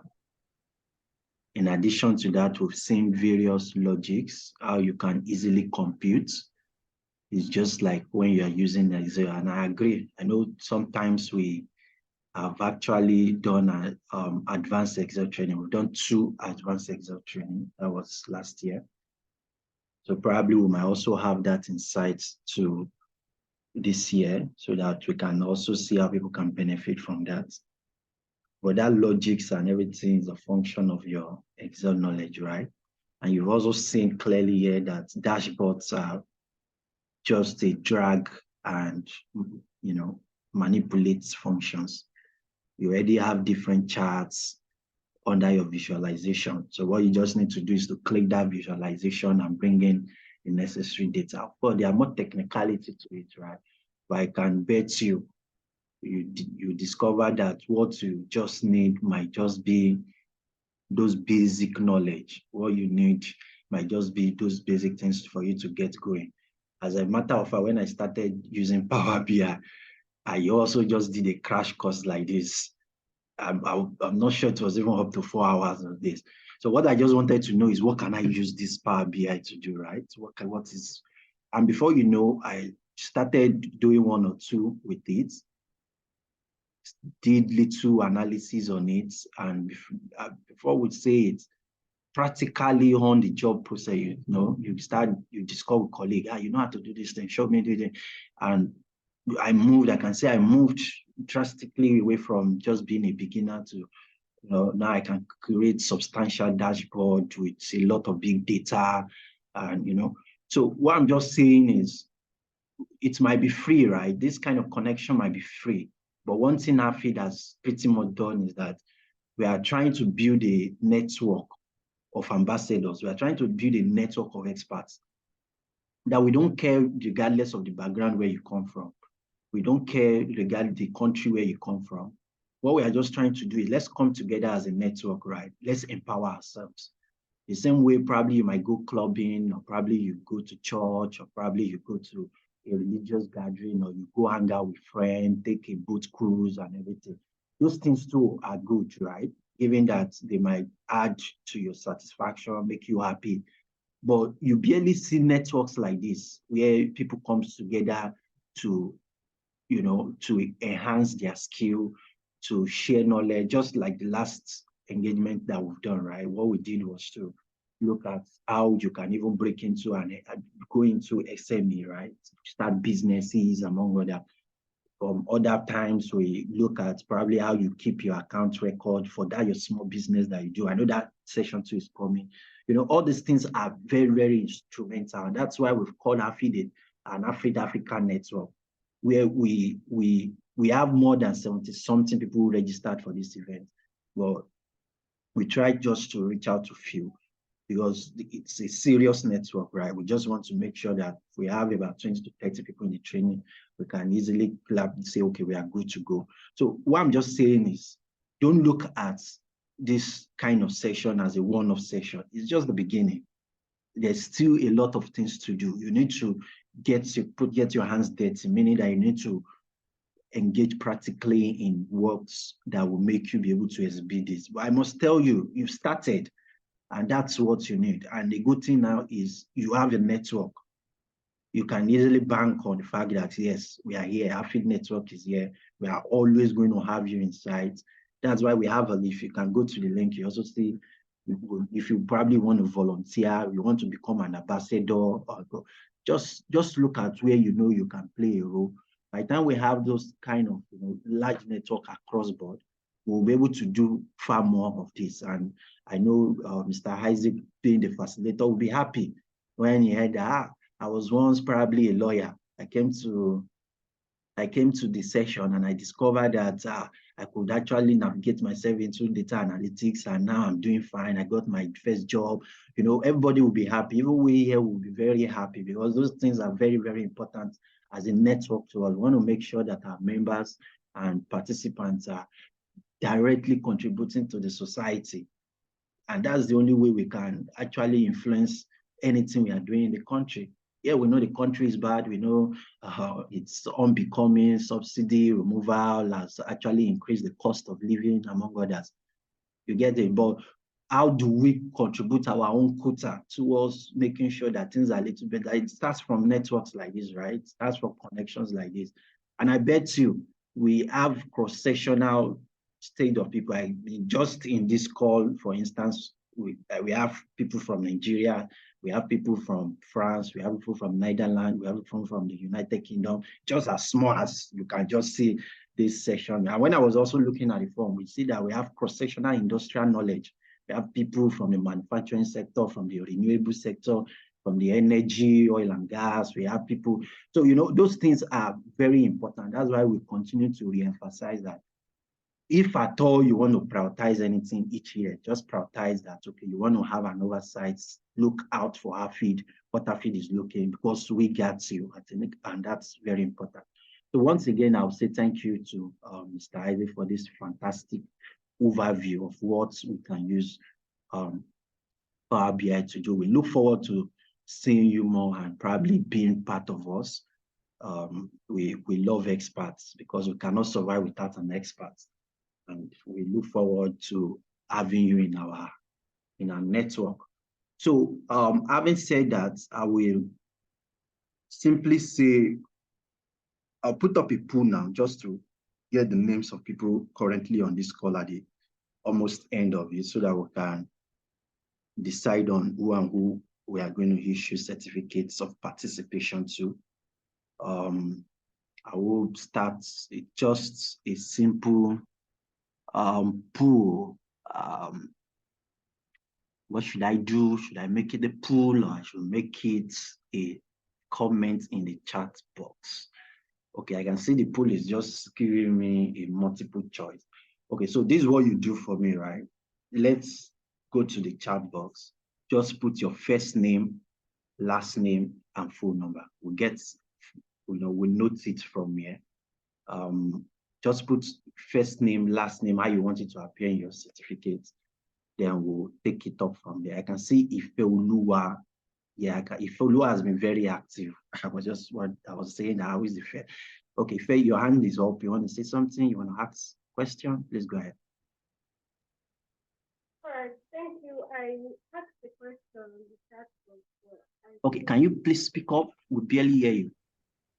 Yes, sir. I said I asked the question already in the chat box, but since you did not get the question. So my question is, go ahead. Yes. Okay. I don't know if we can get the presentation slide Mr. Isaac used for us. I don't know if it's possible for you to release it to us. And also the link to the recording, because I knew you recorded the section. Because for some people, we might want to like go back to doing it all over. So we might need like guide in going through. So I don't know if you can provide that. Okay, that's correct. So make sure those links are available to you.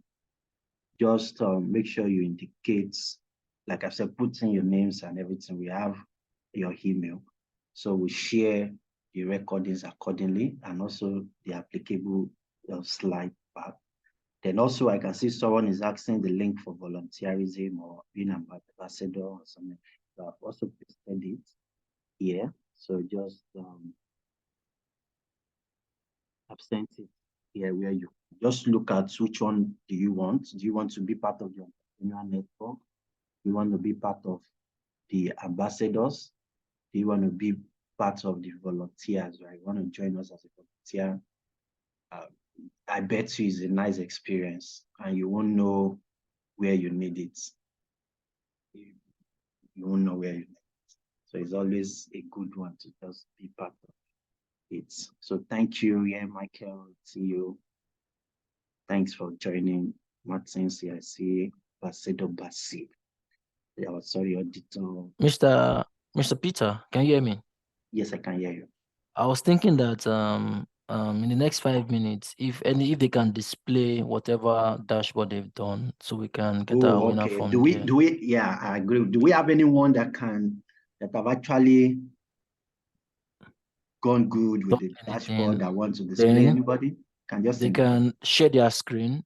Then the facilitator, which is Mr. Isaac, and 2 other persons can look at the dashboards that they've actually presented or done, and from there we can pick our 2 winners. That's fine. So do we just indicate if you know you have a dashboard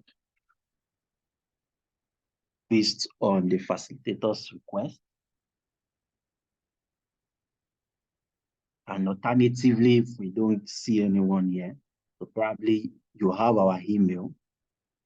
We might not still say, probably we restrict it here. Probably you have the dashboard and send it, but we know then you might have who will pay us, but that's okay. Mr. Peter, you know what I'm thinking? I think by then the cash prize will be gone by then. So it's okay, no, don't worry. I think we can manage that. I trust Mr. Isaac is a generous. So, but if you have a dashboard, show their screen, even though it's not as fantastic as that of Mr. Isaac, let's just see what you've done. So we are really willing to see what you've done, right? So just indicate and let you know for you to share your screen. So, but let me also share my screen so that you see the forthcoming events. This will stop the other scales. So let me show you other things you should be expecting from AFEED in the nearest. Please confirm if you can see my screen.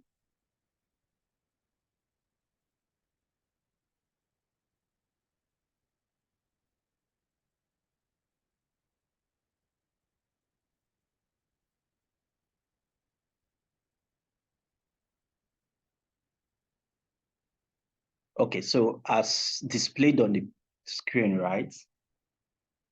So one of the things, other events you should watch out for, like I said, we're a network, and it's a network that will benefit you, and it's good you are involved in 1 or 2.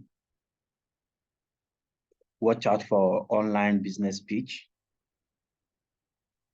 Watch out for the business mentorship with experts. We also have accounting records for SMEs. We have a lot of informal sector.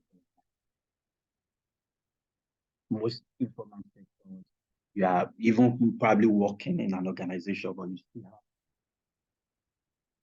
big, small, regardless, you also need a touch of accounting. You don't necessarily need to know how to prepare the standard statement of financial position, among others, but you also just want to know how to keep accounting records within your business and make sure things are running, and it helps you. So just watch out for this training, right? Another one is filing your next tax returns. It's mandatory whether you're operating or you're not operating. So you also want to know how to go about it. Even if you want to outsource it to a consultant, you still just want to have adequate knowledge on what to do. Advanced Excel and Power BI for professionals. Thanks more again to Mr. Isaac. We have Power BI checked out. So let's watch out for the advanced Excel training. We also have boot camp. What you should watch out for funding your startup business. Done something in that space. Digital tools available for SME growth, right? There are some basic tools that you just need to put that keeps you running, and you don't necessarily need to pay for some of those tools and maybe a little money for those tools. Develop a marketing plan for your business or product. Project management. Those are one of the things we should be looking out for. So I will say thank you all. We promise that this session is going to be from 9 to 1 o'clock. Thank you all. I see all the comments coming, see everything, go through and reach out accordingly. Thanks for your engagements. If you still have your dashboard, feel free to send to the email, like I said, to be considered. But I can see that we don't have any hands up. We continue to love you, continue to keep safe. Thanks for